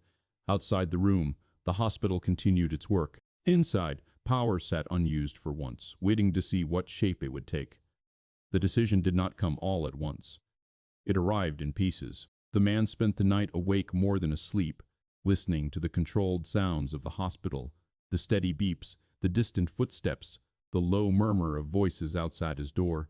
Each sound reminded him that other people were holding the line now, that the burden he had carried alone for days was finally shared by strangers with training and resources. It did not bring relief. It brought distance. In the early hours, a nurse helped him sit upright again. Pain flared, sharp and immediate, but manageable now that it had boundaries. He focused through it, breathing the way he had taught himself to do when stopping was not an option. When the nurse left, the woman stood and came closer. They'll let you see her again this morning, she said, briefly. He nodded. That's enough. She studied him for a moment, then spoke carefully. When we leave here, she said, our paths don't have to intersect again. He looked at her, not surprised. You're offering distance, he said. Yes. And you could offer more. Yes. She didn't dress it up. She didn't pretend otherwise. I won't pretend my reach hasn't returned, she said. It has. The systems are back in place. People answer when I call again. And you're choosing what to do with that, he said. Yes. He leaned back slightly, eyes unfocused as he thought. I brought my daughter into your world because I thought proximity to power meant safety, he said. I was wrong. She didn't interrupt. I don't regret surviving it, he continued, but I won't live inside it again. The words were not an accusation. They were a boundary. She accepted them without flinching. Then that's where it ends. Not quite, he said. She waited. You used your power to protect us when it mattered, he said. Not to own us, not to bind us. Yes. That doesn't erase the cost, he said, but it changes what it means. She nodded once, slowly. I won't offer you a job, she said, or a role, or protection framed as opportunity. Good, he replied. What I will do, she continued, is remove obstacles. Quietly, permanently, medical coverage, legal distance, no strings. He considered that. For her, she added, not for you, and not because you owe me anything. He closed his eyes briefly. Accept it, he said. It was the first thing he had taken. Later that morning he saw his daughter again, this time closer. Close enough to touch her hand. Her fingers curled weakly around his, small and warm and alive. That was the only outcome that mattered. When he returned to his room, the woman was gone. Not abruptly, not evasively. Gone because she had recognized when her presence was no longer required. A note sat on the table by the window. No letterhead, no signature flourish. Just a few lines written by hand. You kept her alive. I will remember what that cost. I will act accordingly. He folded it once and placed it back on the table. There were no grand gestures after that. No public reckoning. No speeches. No rewritten narratives. Only change, carried forward quietly. The woman returned to her world with a limit she had not possessed before. The man left the hospital days later with his daughter in his arms, body scarred, strength reduced, priorities clarified beyond negotiation. They did not belong to each other. They did not need to. What had passed between them was not ownership or obligation. It was consequence, and it endured.